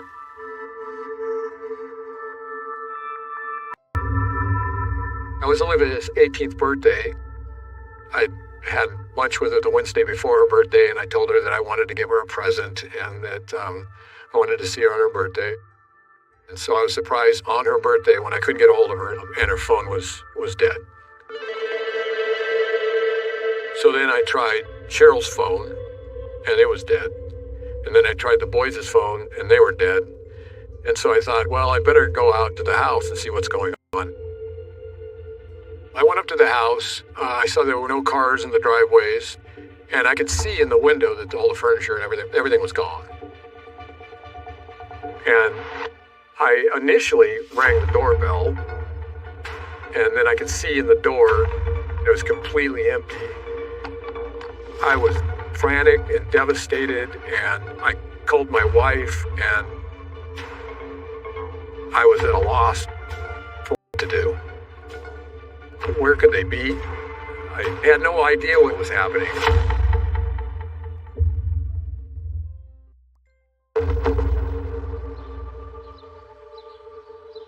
Cheryl's move was based on her youngest daughter, Olivia, turning 18. Midnight of that night, all phones that they had were turned off. All phone numbers that Mark Walker had ceased to exist, and they traveled to Tennessee that night. Cheryl told all of us in church services, lie to leave. So the kids were lying to their father. He had no clue. Just one day they were gone. Prior to Olivia becoming 18, there was a parenting plan that said that we'd share 50-50 in custody until she was 18 and graduated from high school.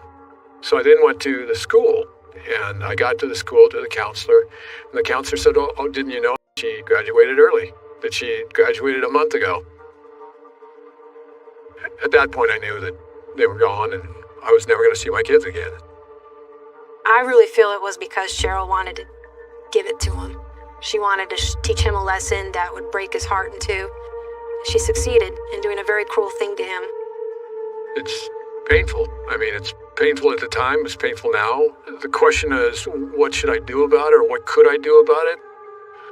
I wish I had the answer to that. I really do. Everything indicates that Cheryl had been planning this move for years, and that she felt Mark's presence in the life of their children was a constraint on her spiritual ambitions. I mean, she allegedly tried to have the guy killed, for goodness sake. Now that she's escaped the watchful eye of her nemesis, what's next? What does she plan to do? Do you not know that I am perfecting you in this? That I am creating something so beautiful? Something that I wish to call forth with such a power in the hour, but it only comes by the hand of some. As we were preparing to move, Cheryl said, "You don't tell anybody you're moving because of me or the cats." I was going to caravan with this family that was driving this bus for Cheryl. And in the bus was cats, chickens, guns, and gold. We were moving all the precious items for Cheryl. It was so shady. What kind of guns? So the guns were in the long cases. So whatever kind of gun would hold like this. I was in turmoil. I was lying to my parents about why I was moving. I was lying to my job and people I cared about at my job while I was leaving. It felt like boulders in my heart to have to lie. I knew I needed to get out of there, but I was so groomed or I was so afraid I couldn't act on it. Eventually, Mary on Facebook was doing searches, and somebody posted that Cheryl and Olivia bought a horse in Tennessee, and that's how we ended up finding them. When she moved to Maury County, she bought a 42-acre piece of property up on a hill with cash for almost $1 million. I called the sheriff and said I would like to have a welfare check done on my adult children. The sheriff, instead of calling my adult kids, called Cheryl, who's their abuser in my mind. Cheryl, of course, told him that I was a terrible human being and, the devil. And so when I called back to the sheriff, he basically said, well, you're abusive, you're not to be in contact with them, and if you come here, we'll arrest you. When I found that out, that really pissed me off. Why would a man who's a law enforcement officer make a call like that? My guess was he saw the voluptuousness of her top end. I could be wrong, sorry to his wife, but they were bowling balls in a tight sweater. Now, remember when Rod got that court order that prevented his ex-wife from taking the children and moving into the United States? Well, because of that court order, his ex-wife and children could not move with Cheryl to Tennessee. But they did continue to follow her from afar. I knew that my former wife, given the opportunity, would pick up, drop everything, and go to wherever Cheryl would go. He was so locked into everything Cheryl presented to her. Unfortunately, my children today are still, through their mom and her connection, still with Cheryl, under her control. What would you say to anyone who's watching who still follows Cheryl? My advice is run. Run as fast as you can, as far as you can. Grab your family, leave everything behind, and go. Get away while you can. You could be next. The words she uses, the pulpit that she uses, the power she invests upon herself to suggest that she's God here on earth, and to utilize even her sexuality to draw people into her web. That's dangerous. I've heard people say, oh, she's done so much for me. I have to ask, what has she done for you?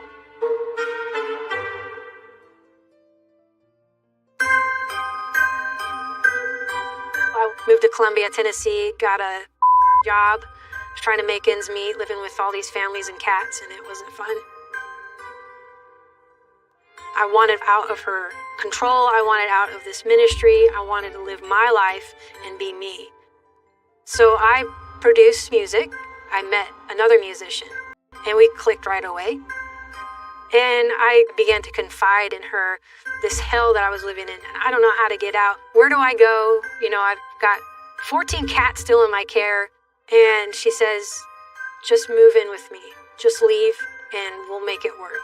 She gave me the courage to leave. I came out to my sister and said, Rachel, this is the relationship I had with Cheryl. We had an intimate relationship, and I'm gay, and I met another woman, and I've fallen in love with her, and I'm leaving the cult. And my sister cried, and I cried, and we finally were able to tell each other all the painful things that we went through under Cheryl. Mary's experience perfectly illustrates why cult leaders like Cheryl isolate their followers, because social interactions are the biggest threat to their influence. Sometimes all it takes is one ally. It could be a friend or it could be a family member to empower, to convince the follower to just walk away. I said, Cheryl, I met someone online. I've fallen in love with her, and I'm leaving to live with her. I'm done. She started love bombing me again. She would send me these letters, emails of how much she cares for me and that she needs me in her life, and please don't leave. And I said, no, I need to go. I've seen other people walk away from her and she turned nasty and vindictive. She was that way with me. The next day or two, I got a call from her strongman, the Muscles, saying, you need to destroy everything you have, pictures, songs, videos, you destroy it right now. And I was so desperate to get out of her claws. I was like, fine, I don't care, I'll delete everything. And I did. and I regret it. I should have just said I would. And no, I deleted almost everything. The reason why I think she was much softer with me is because she's afraid of what I'm doing right now. I'm talking about my story, and I'm stepping up to say, this is what happened. After we became aware that Cheryl might have commissioned a hitman to kill us, we decided that the best defense is a strong offense. As soon as I found out where they were, I put up the Facebook page, Is There a Cult in Columbia, Tennessee? Just trying to make people aware of, the devil next door. And then it evolved into a vehicle for other people to tell their story. Mary Walker's online efforts draw the attention of a journalist who eventually publishes a long-form essay about Cheryl's ever-evolving cat-centric ministry. As the public in Columbia, Tennessee is becoming more aware that a despot lives among them, Cheryl's paranoia grows. I was home and, I had hoped that Cheryl had been long, but in the past, on a rare occasion, I decided to look up her name. And up comes this podcast. From Cast Media, this is The Opportunist, a podcast about regular people who turn sinister. We shot and shot and shot. We shot 1,000 rounds, probably. This person by the name of Rick Madrid is essentially admitting that he had been in a conspiracy recruited by Cheryl Walker Ruthven to commit murder in Washington State. Now keep in mind, while Cheryl's congregation knew who Rick Madrid was, prior to his appearance in this podcast, the alleged plot to murder Mark Walker was not widely known. I thought that her and I, once we consummated our marriage, that Mark was going to die. She had her whole church pray for Mark to die. The whole church. So she pounded it in my head that he's got to go. What Rick Madrid said in the tape, that's alleged. We don't know. But should it be investigated? Absolutely.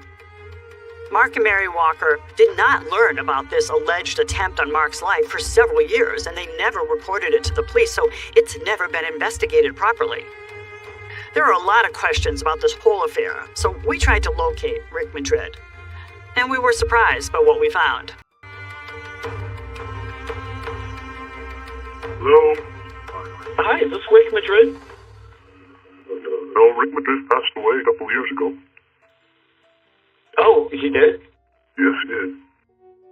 He had sleep apnea, and they claimed, the doctors claimed that he just died in his sleep. Oh, man, I'm sorry to hear that. I had some questions about his experience with Cheryl. Do you know anything about Rick's time with Cheryl? No, I sure don't. He moved out there to Washington and was up there about a year and then came back home and didn't talk about any of it. So Rick appears on this podcast, and months later he dies. Could that be a coincidence? Absolutely. We know that Rick was living in New Mexico when he passed. And New Mexico does not release death certificates to anyone but family members. And we couldn't locate a published obituary, so we cannot independently confirm his death. For former followers of Cheryl, that raises a lot of questions. She has a finesse about her that convinces people to do whatever she wants. The fact that he backed out of what Cheryl would want him to do, and the fact that Rick went public with it, put a mark on his back. I believe Cheryl is dangerous, but I believe she's more dangerous with the power she gets over people, because she's the prophet. I find it suspicious that he died of unknown causes. Cheryl did ask Rick supposedly to assassinate her husband. What else does he know that could damage her and her reputation even more than it is already? I believe Cheryl could potentially be capable of orchestrating someone's passing. And if she can ask for that to happen, what else can she ask for if she feels cornered and has no other way out?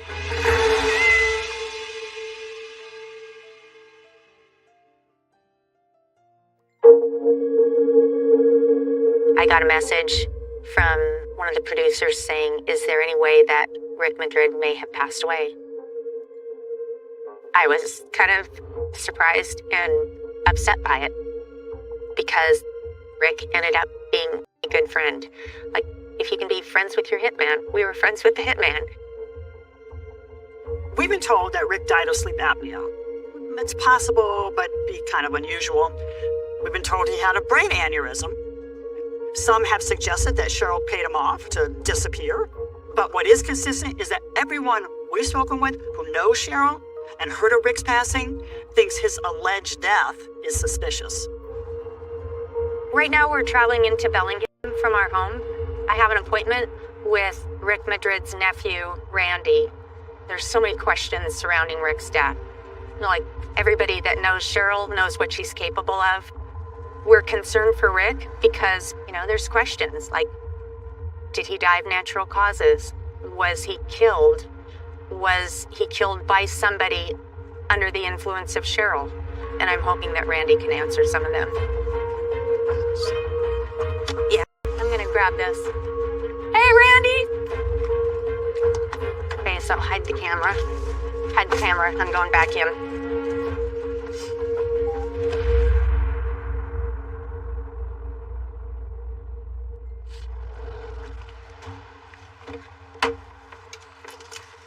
Holy. You okay, Beth? Rick told him that Cheryl wanted him to kill us. Yeah. So I just got done speaking with Randy and confirmed everything that Rick had told me on the phone back in 2016. Well, yeah, and it wasn't just Mark. He said, that Cheryl wanted him to kill Mark, myself, and our whole family. Now, Rick obviously spoke about the attempt on Mark's life on a podcast, but this is new. We did not know that Rick was allegedly tasked with killing Mark's entire family. He knew that Rick has passed away, but he is not sure how he passed away. He's heard several stories from his family, and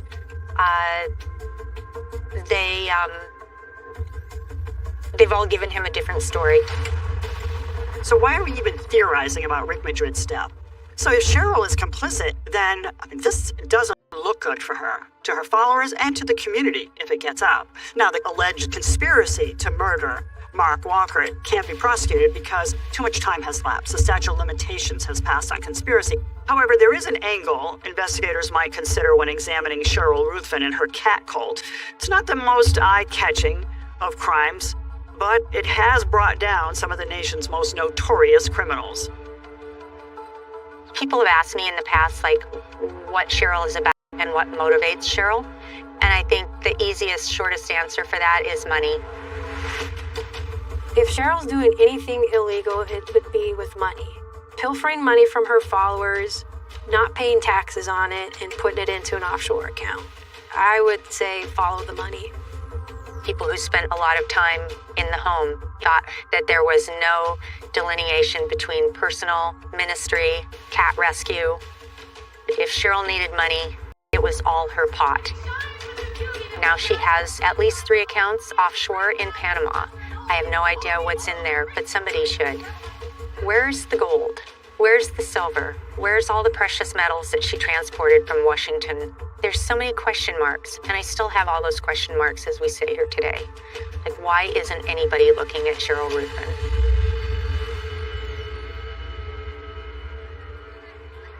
It has come to my knowledge that Cheryl no longer lives in Columbia, Tennessee, but she has picked up roots again and moved to Columbia, Kentucky.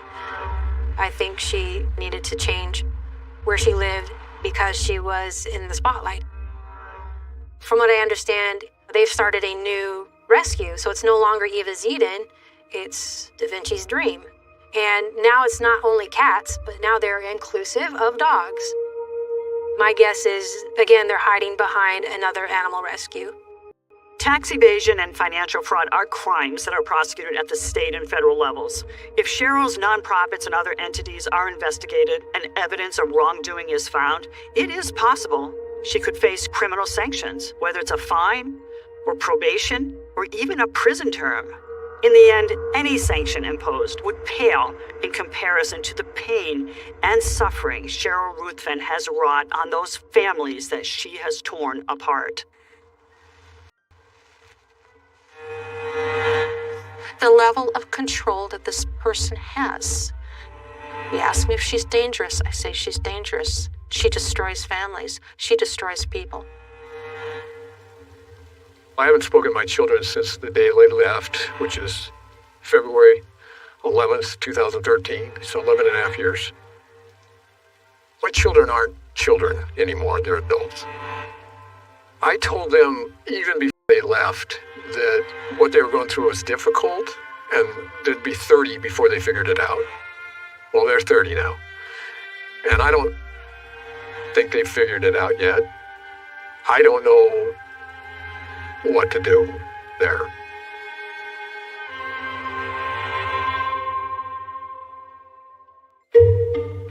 I am so thankful for that woman that gave me a place to land. But life happens. It wasn't meant to be with her. And I met the most incredible woman, who is now my wife. She opened her heart and her family, and I have a stepdaughter now. And now I have a family, and I have this incredible career, and this beautiful home. And I didn't go crazy. I would say, if anybody's listening to this that's still stuck in a very deep, dark place with someone who manipulates you and tells you if you leave, these bad things will happen to you, I promise you it won't. You will only find life and authenticity on the other side of those lies. I still like cats. I liked cats before Cheryl tortured us with them. As you can see on my shirt, I have Black Cat, a representative of my last Evie cat. Her name is Evie.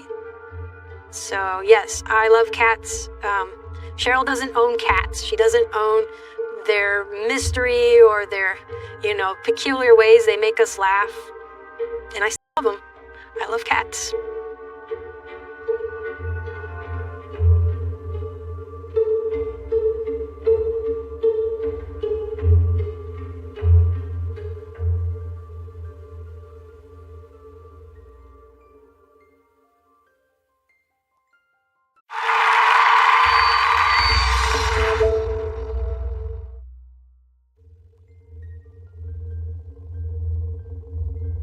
Like with the thing with Jason, I really did care for him. I'm pretty sure that I don't know if it was true love, but I know I was in love with him at one point because I did marry him. Was it ideal? No, absolutely not. But I do think that things were getting dangerous at that point, because he had threatened to kill me and whatever man I was messing with. October 14th, I came downstairs and my mom said, "Did you hear them gunshots?" And I said, "Yeah, it sounded like a 22 going off." I started rambling. "You need to help me. Something's happened to my ex-boyfriend." Doesn't look like Chris's apartment at all. It's all disheveled. His car was his baby. He would have never put his car at the park and ride. On the passenger seat was a post-it note. Wherever those directions went, that was the last place Christopher was. Hi, Kelly. Hi.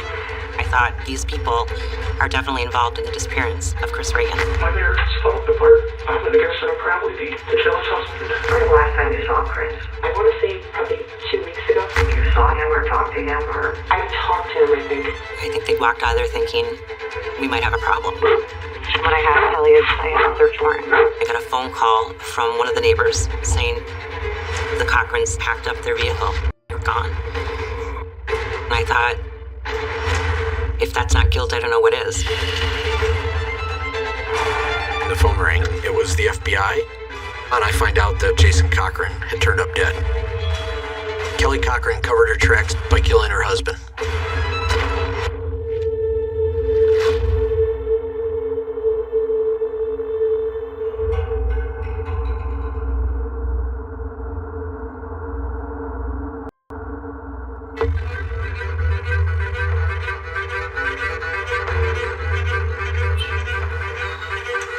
On February 20th, 2016, Kelly Cochran's husband Jason died in his parents' home in Hobart, Indiana, of a suspected heroin overdose or cardiac event.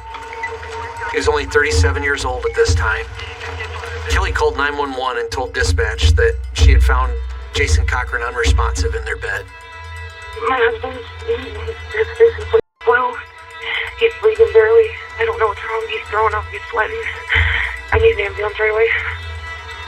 Later that day, she posted about her husband's death on Facebook.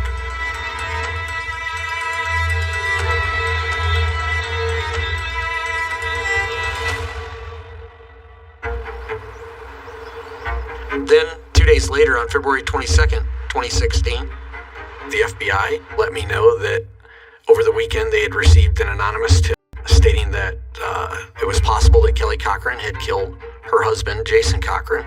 I remembered what my partner, Steve Howe, had said to me. They were suspects in a missing person case from the UP. Next thing you know, the supervisor calls me in the office and says, I'm going to assign this case to you. I had just recently come back to work after about 5.5 months trying to heal up from a serious dog bite I incurred during a search. My immediate response was no. I just wanted to ride a desk for a little bit and take a little bit of a break. The supervisor says no. It's your case. So I called Chief Frizzo and said, my name's Jeremy Ogden. I'm an investigator with the Hobart Police Department. You may be shocked to know that Jason Cochran was dead. As soon as I was told that Jason was dead, I wondered how Kelly killed him. I knew she did. I said, I need every report that's ever been written in this case with your missing person, Chris Reagan. Every search warrant that's ever been written in this case and all the evidence that's collected, I need to be able to see it all. I want it sent to me. Within probably 20 minutes, I started getting emails. It was just one case report after another. And I remember I just sat there and kept hitting print. And by the time I left, I had a nice hefty stack.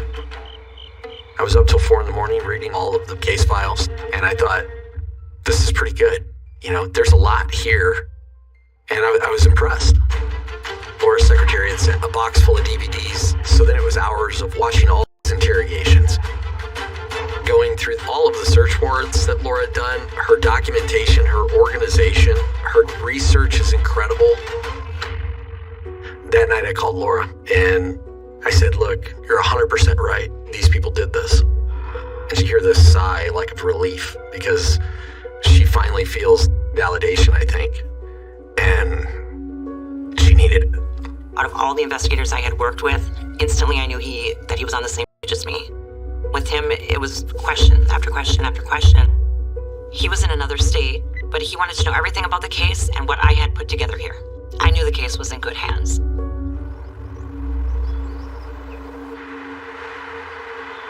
The first thing I did was I called the coroner's office. They had him scheduled for a visual autopsy only. From the moment I told them that this was a suspicious death and that we needed to do a full autopsy, there was never another question. It was, we're doing a full autopsy, this is what time to be here. I watched from beginning to end. I noticed all the signs of strangulation, suffocation. It was very evident to me right out of the gate. They've cut the body open and actually examine all the organs and remove the brain and look at the sinus cavities and all those things that are telltale signs of true trauma.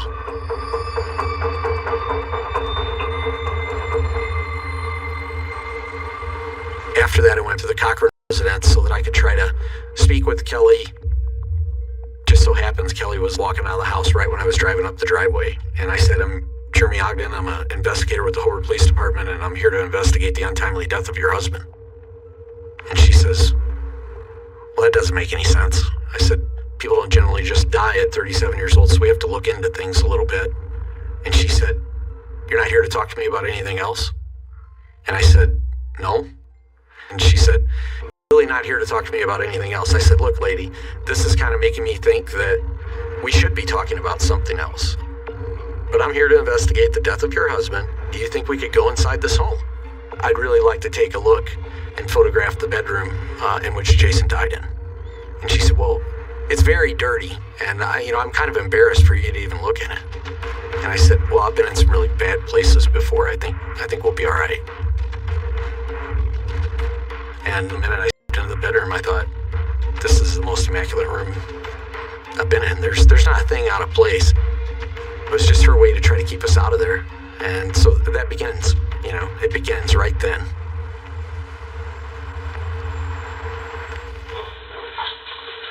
I knew that I needed to get Kelly into an interview room. And when I finally did bring her in the room, I wanted to hear what she claimed occurred because I knew that I would somehow prove later that that isn't what happened. You're not going to talk to me now? And now suddenly, Kelly just sat there looking at me. How do you think I feel? Well, you probably should know. You're the one who's been giving me the runaround. And she said, if you want me to have any respect for you at all, you'll just say it like it is. Okay, so can we get it done? I said, so here's the deal. I know that you and Jason had something to do with the disappearance of Chris Reagan. I said, by the time this is all over with, you will tell me. I said, but you can go. My partner Steve is in the viewing room, and Steve's texting me, why are you letting her go? And I said, this is by design. She has to re-engage with me in order for this to continue. You have to trust me. She's going to call me in the next 20 minutes.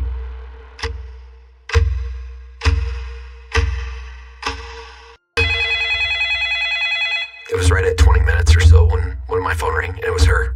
Wanted to know when their next meeting would be. Do you think that's the way it was the last time you went there? Do you remember that? I don't know if I would have came up to 189. I think. If Laura hadn't sent me all those interrogations, I would have never been able to develop the plan that I did. You have to devise a plan to get them to talk to you, build rapport. This is a dance. It's back and forth, nice and easy. It was really important for it to be that way because she is deploying tactics on me just as much as I am on her. This is the chess match of all chess matches. Let's see who's going to win. Now, I knew I had her attention after that first meeting.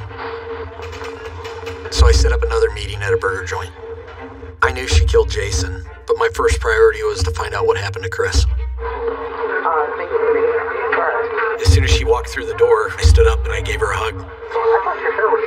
Of course, I don't enjoy hugging somebody I know that murdered somebody, but it's necessary in order to get through and build a rapport with somebody like this. I told her, I believe you have answers. The family deserves closure. Think about it, Bert. You have the ability to bring them home. And that's all I want you to help me do. And I know you can, and you can bring his family closure, and you can bring yourself closure for the rest of your life.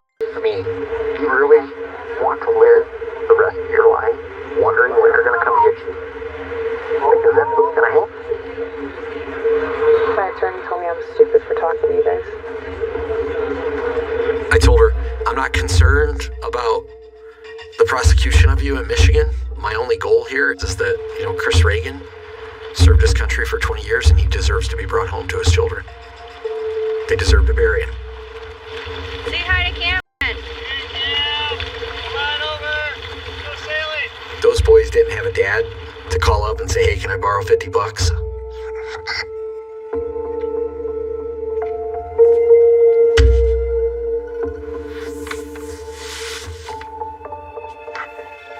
Sorry.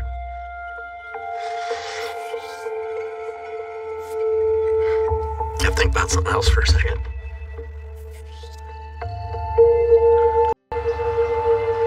The most important thing is recovering Chris Reagan. Kelly, she doesn't take it right away or anything like that, but it's in her head. She's thinking about it. And out the door she goes. I just continued with the open line of communication with her. I mean, there's sometimes she was texting me at 10 o'clock at night, 11 o'clock at night. Random stuff. Constantly trying to lead me in a different direction to investigate something that has nothing to do with this. These are all tactics.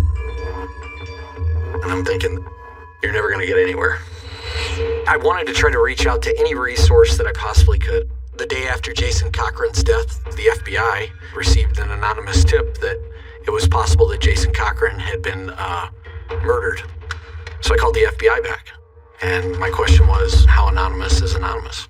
And the FBI said he was a friend of Jason Cochran's, and that was Walt Ammerman. I can't recall the year that I met Jason and Kelly, but I know that I met them playing a Facebook game called Battle Pirates. I would say Jason and I were pretty good friends. We had fun no matter what we did. We had fun at their house, we had fun at my house, we had fun at the lake. Just seemed like these are nice people. personally didn't have red flags of Jason and Kelly. My wife, on the other hand, was the exact opposite. Never did trust Kelly from day one. February of 16, I was in contact with Jason on the internet on Friday night, the 19th. And Saturday afternoon, Kelly sent me a text casually and said, "By the way, Jason died last night." I didn't think 37-year-old should just die on a Saturday morning. Right away, my wife said she probably killed him. I called Walt Amerman, and I said, "We have to meet in person. How far are you from the Hobart Police Department?" He's like, "I'm about 2 hours and 40 minutes. I said, "Would you be willing to drive to me?" And he asked me, why do you want to meet with me? And I said, "Because I need to know that I can trust you." And he said, "Okay." My initial meeting of him, sizing him up right out of the gate, a great, wholesome, wonderful human being. I said, "I brought you here because I wanted to know if I could trust you." It took me about 30 seconds to decide I can trust you. I said, "So here's the deal. I need you to be an informant for me, and I need you to stay in constant contact." And Walt's like, "Okay." Whew. That night, I sat there thinking, how do you get Kelly to give up any information at all? You're the one who's been giving me the runaround. And you know it. I think it goes both ways. Somebody has to speak from the dead. And I thought about Walt and how Walt could be the person to deliver the message that I needed. I literally am listening to Jeremy with this idea, and I thought, this is never going to work. I looked at it, and I thought, this can work. We get in his truck, and I give him an earbud and the recorder. I said, "All right," so let's practice. I want you to read through the script. I want you to get comfortable with it. This has to be natural, Walt. You say it in your own words. It's got to come from you, the way you would do it. And I don't care how you do it. She's just got to believe you. He said, "Wait a minute. Can't call him Jason." I said, "What do you mean?" He's got to be Quack Quack. I always called him Quack Quack. I used my game name, which was Drock, that he always said when he entered the game, left the game, called on the phone, sent a text, Quack Quack. And he's like, "I'm really nervous." And I said, "I know you are." I said, "But you know what? I think everything's on our side. Let's just do this."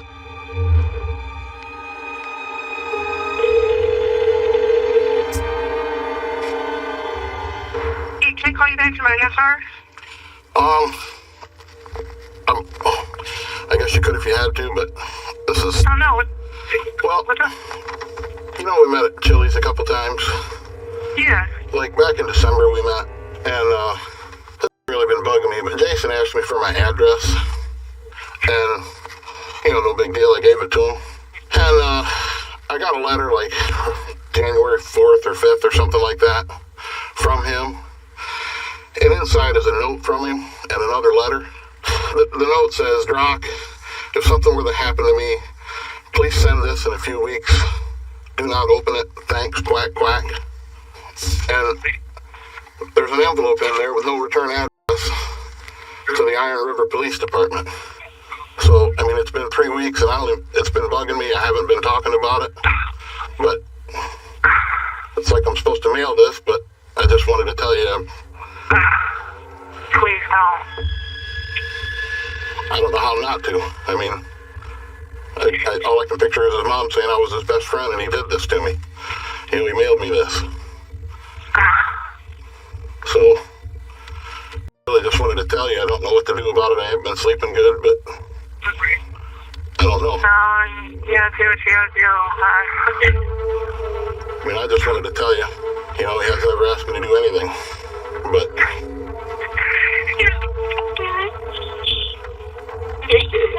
I can't hear you. So you're serious? You're not fucking with me? I'm not fucking with you. I really gotta go. I don't know what to do. Do whatever you have to do. All right. Take care. Bye. She said, "Please don't." As soon as I heard Kelly sigh and say, "Please don't send it," the hair stood up on my arms. And I was like, oh my God, we got her, and she fell for it. The Walt Amerman letter phone call, It changed everything. It changed the entire dynamic of my communication with Kelly. It made her wonder exactly what was Jason going to reveal in this letter about what really happened.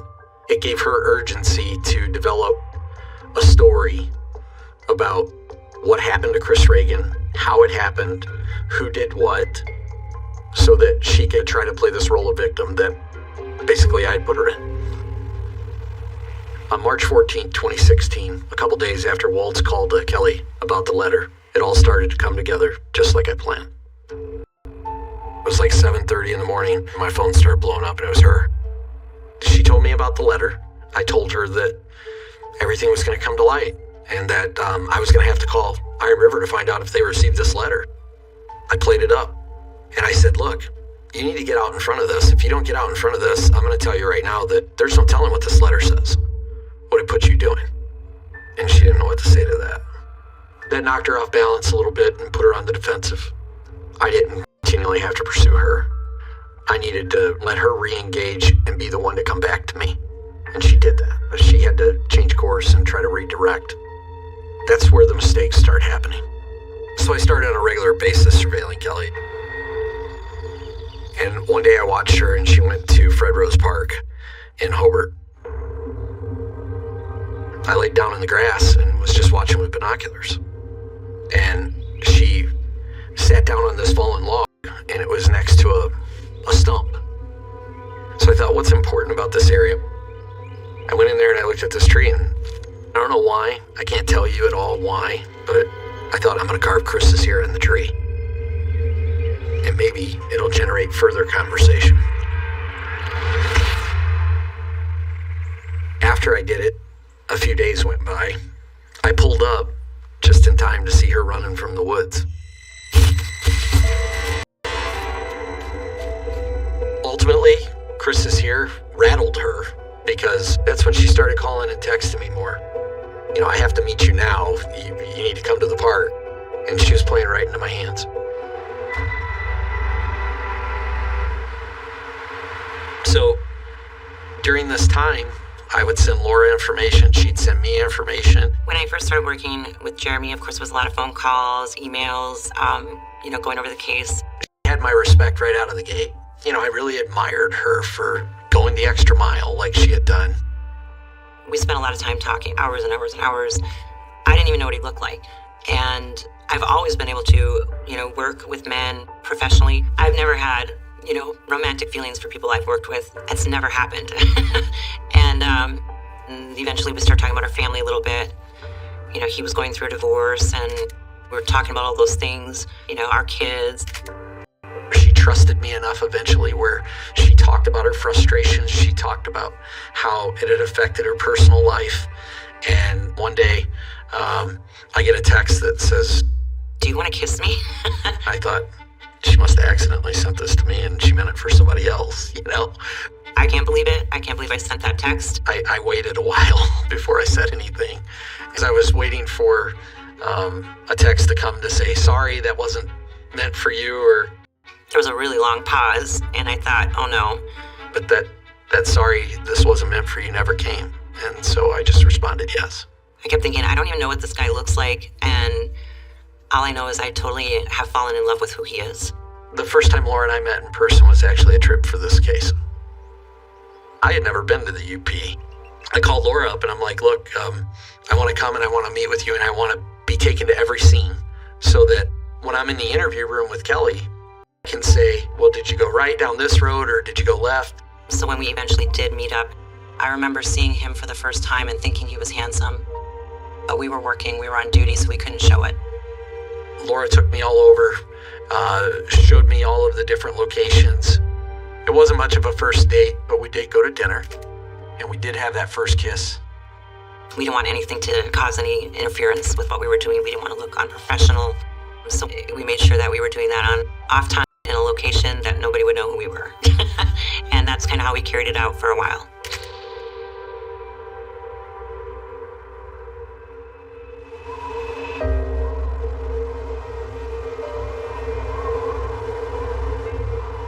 From the very beginning, Kelly's plan was not to give any information, not to talk about any of this. But then the letter came, I mean, the Walt Amerman letter phone call was the pivotal moment in the case. Please don't. The next thing you know, I get a text message from Kelly that says, I really need you to meet. I'm not sure how much longer I can wait. I asked her if she would meet me at a restaurant in downtown Hobart. She's there already. No need for anything, I'll just turn it on and let it record. Does it have the internal mic? Yeah. Because you should be able to just turn it on, put it in your pocket, and... Great. Thank you, sir. I went in, I selected the table, I arrived early. Thanks. I had surveillance units in the parking lot watching. You want anything to eat? You sure? I'll buy you dinner. You sure? You could tell that she was in like a different state than she had been in most of the interviews. There was less control on her side. She seemed more vulnerable. You know, I'd already made up my mind. I knew what she was capable of. And I really wasn't sure yet how she felt about me. And towards the end of the conversation, she says, if you tell me what happened to Jason, I'll tell you what happened to Chris Reagan. She was now negotiating with me. And it was to validate whether or not I truly knew what I was doing as an investigator, if I could tell her what really happened to Jason. And then she would exchange a truth with me. And I looked at her and I said, he was given 3 times the lethal dose of heroin. But they didn't want to let him die from the heroin. They wanted to suffocate him. He suffocated to death. Because that's what he died from. Without a doubt. And you're the only one who's in the room with him. And she just kind of played it off a little bit with me, continued to talk, didn't acknowledge it. So I walked her out thinking she's going to get in the truck and leave. All right, well, you call me, okay? You need to call me. Get through this. And she got in the truck and she rolled down the window and she looked at me and she said, Jason, Jason shot Chris. And I was like, yes, this is the first time anybody's ever been told that Chris Reagan's dead. What did he do after he shot him? Where did he put him? Covered in the bed. What did he do with the body? Gone. She says, Chris Reagan, Jason killed him, he forced me to do all these things. I had no other choice. And he is the vicious, malicious control freak. She decided right now I'm going to grab on to being the victim. And she has to try to keep that up. That's pretty hard to do. Come on. Come on, leave the truck here. Come get in the truck with me. I said, you're going to take me and show me where he is. And she jumped in the truck with me. And I said, it's about 6.5 hours drive to Michigan's Upper Peninsula. And we're going to leave right now. We take off. And here she is in the front seat with me. And probably about, 10, 15 minutes into it, she was sound asleep. And she slept like a baby the whole way there. Hours and hours and hours of driving. I text Laura, and she's on the phone at 10:30 at night, calling people, getting them arranged for the next day for searches. I'll never forget the night that he called and told me they were on their way. I was just beyond excited. They arrived at like 7 o'clock in the morning, and I was ready. Sun's coming up, it's a beautiful day, and as we're coming into town, she tells me to turn off of Route 2 onto 239 Pintoga Trail. She's like, he's right there. I said, how far? 20 yards. I told Laura and everybody to come on down the road that she had marked the spot. They got out and they started to do their thing, marking off grids. We pull up to this location where she says it's, right in here. And I looked at the area and I said, there's no way. Where at from here, Kelly? through the trail. How far? How far? 40, 50 feet. The area she was pointing out was the trees were very sparse. There's no way that you're gonna stop your car and get out and put somebody's remains in the woods. You definitely would have been seen. In the meantime, I still had the FBI evidence response team heading up from Detroit. I had cadaver dogs coming up from Flint. Where to now? Right out where? Where you're walking. And Kelly's just grinning away because she knows we're never going to find anything there. She's just eating it all up because she's the architect of all this chaos. Everyone's doing exactly what she wants them to do in this moment. She led us on a wild goose chase when she put us out at that location. Right up here? keep going straight. To Birch Street. I wanted to show her that she couldn't get away with lying to me. And so I said, all right, you want to play a game? Let's go back to the house and do a reenactment. I want you to show me what you did to him and how this occurred. Kelly tells me that she and her lover, Chris Regan, entered the house on the night of October 14th, 2014. You waited to come in.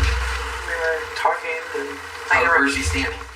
like right next to me. We were talking. Up close? Yeah. This way? We were messing around right here. You guys were messing around. We didn't make it upstairs. You were having sex right here. Okay. And we're getting ready to go up the stairs. What happened? With Kelly, it's about her feeling as though she's in control. But I knew how to put her on her heels. Well, I'm Chris, so we're standing here, and we're fooling around, right? And then you decide to go up the stairs? We're going into the stairs. Okay. I don't like being this close to a murderer. I don't like touching evil. But I have to be this close and invade her personal space to take her off of her game so she makes a mistake. How are we walking?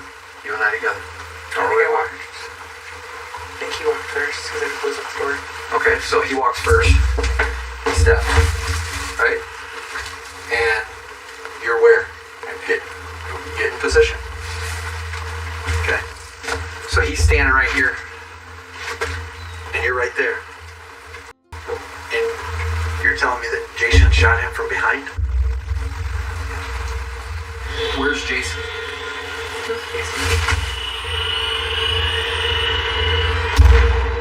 And then what happens? He fell. He tumbled up the stairs. She says we started to walk up into the kitchen. He was in front of me, and he shot from behind and falls backwards. And I call her out. I'm like, generally when somebody's shot from behind, they don't fall backwards, they fall forwards. All the momentum's going forward, you would fall forward. She's like, well, I don't know. He fell backwards onto me. We tumbled down the stairs. I end up at the bottom of the stairs with him. He's shot in the head. There's blood on me. What's Jason say to you?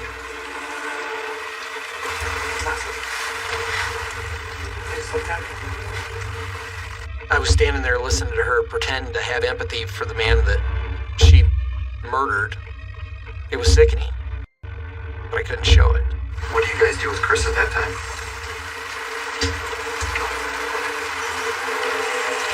Everything he says, we take care of it. Jason decides he's going to dismember him in the basement, and, the next time she goes down in the basement,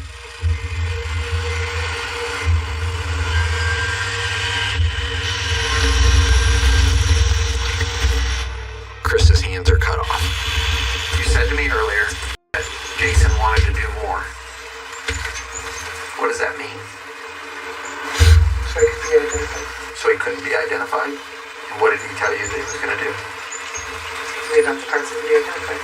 Not put him with his body, with the rest of his body. So he was going to take his fingers and his skull and put it elsewhere.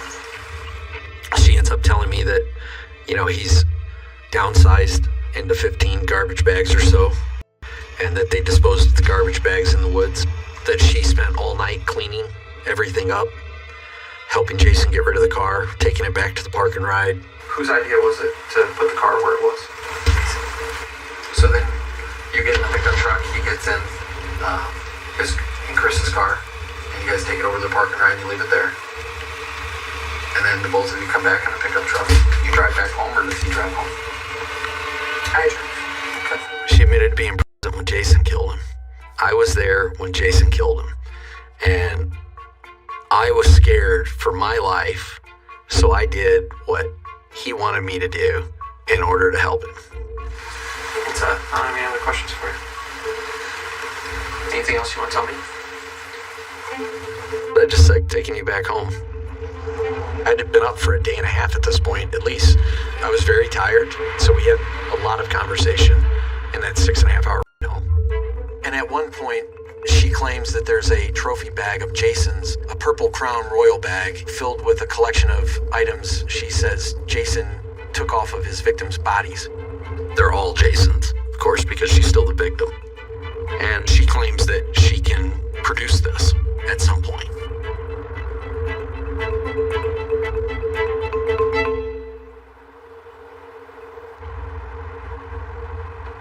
we get back to Diana, I continue to interrogate her.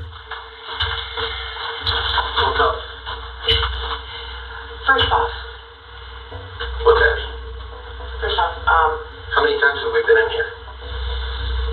It's just normal. When are you gonna be straightforward with me? We met time after time, but I wasn't making the progress that I would like. She was playing a lot of games. You like playing chess, don't you? I do. Yeah, that's what this is. It's like a continual chess game between you and I, because you just want me to like get a little bitty piece of the puzzle and then move with it. You good at chess? No. I focus more on other things. So, lives right here. In the weeks after the trip to Iron River, I think that she really enjoyed this game between her and I think she viewed me as a worthy adversary, and that's why it continued. But her time was running out.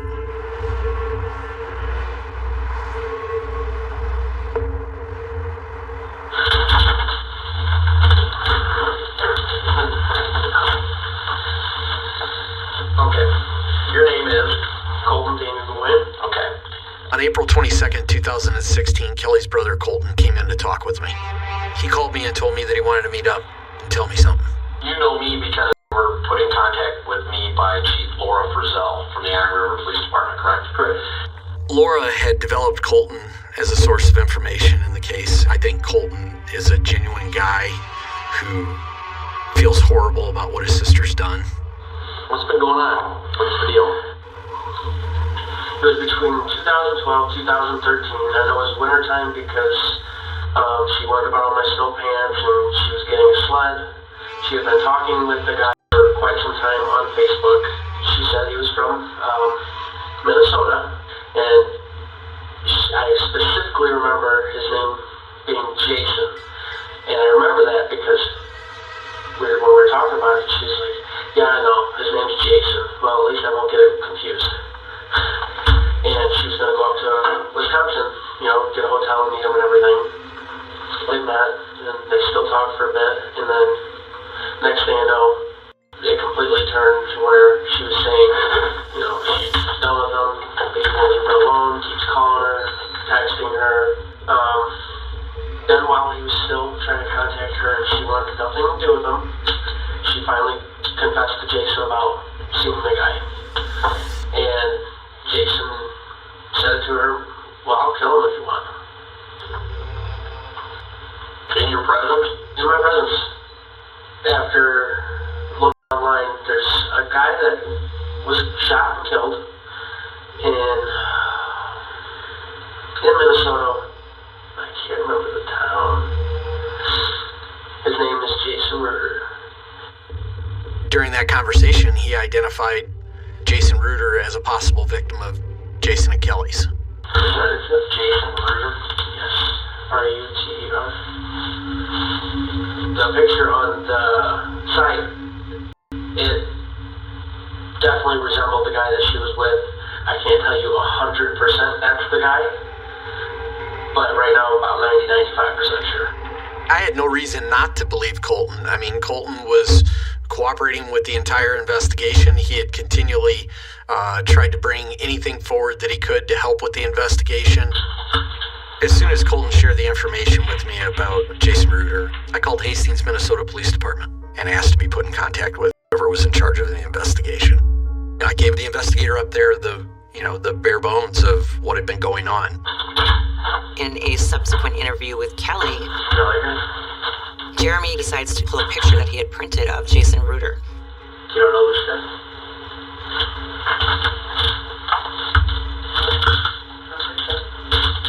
But something about her disposition changes at that point.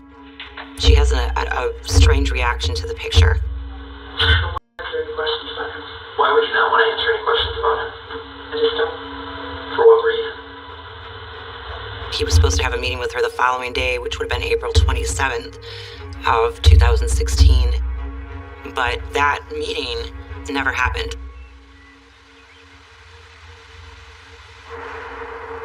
Later that day, the toxicology comes back. The coroner comes, pulls up the pictures of the autopsy, and Ultimately, my hunch was correct. The results of the autopsy were asphyxiation, strangulation.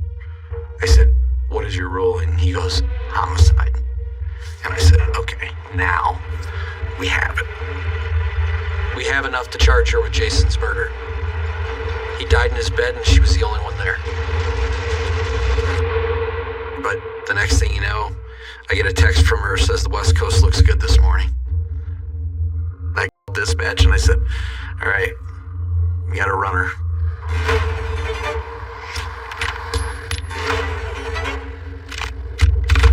I text her back and said, "I didn't realize it was going to be like this.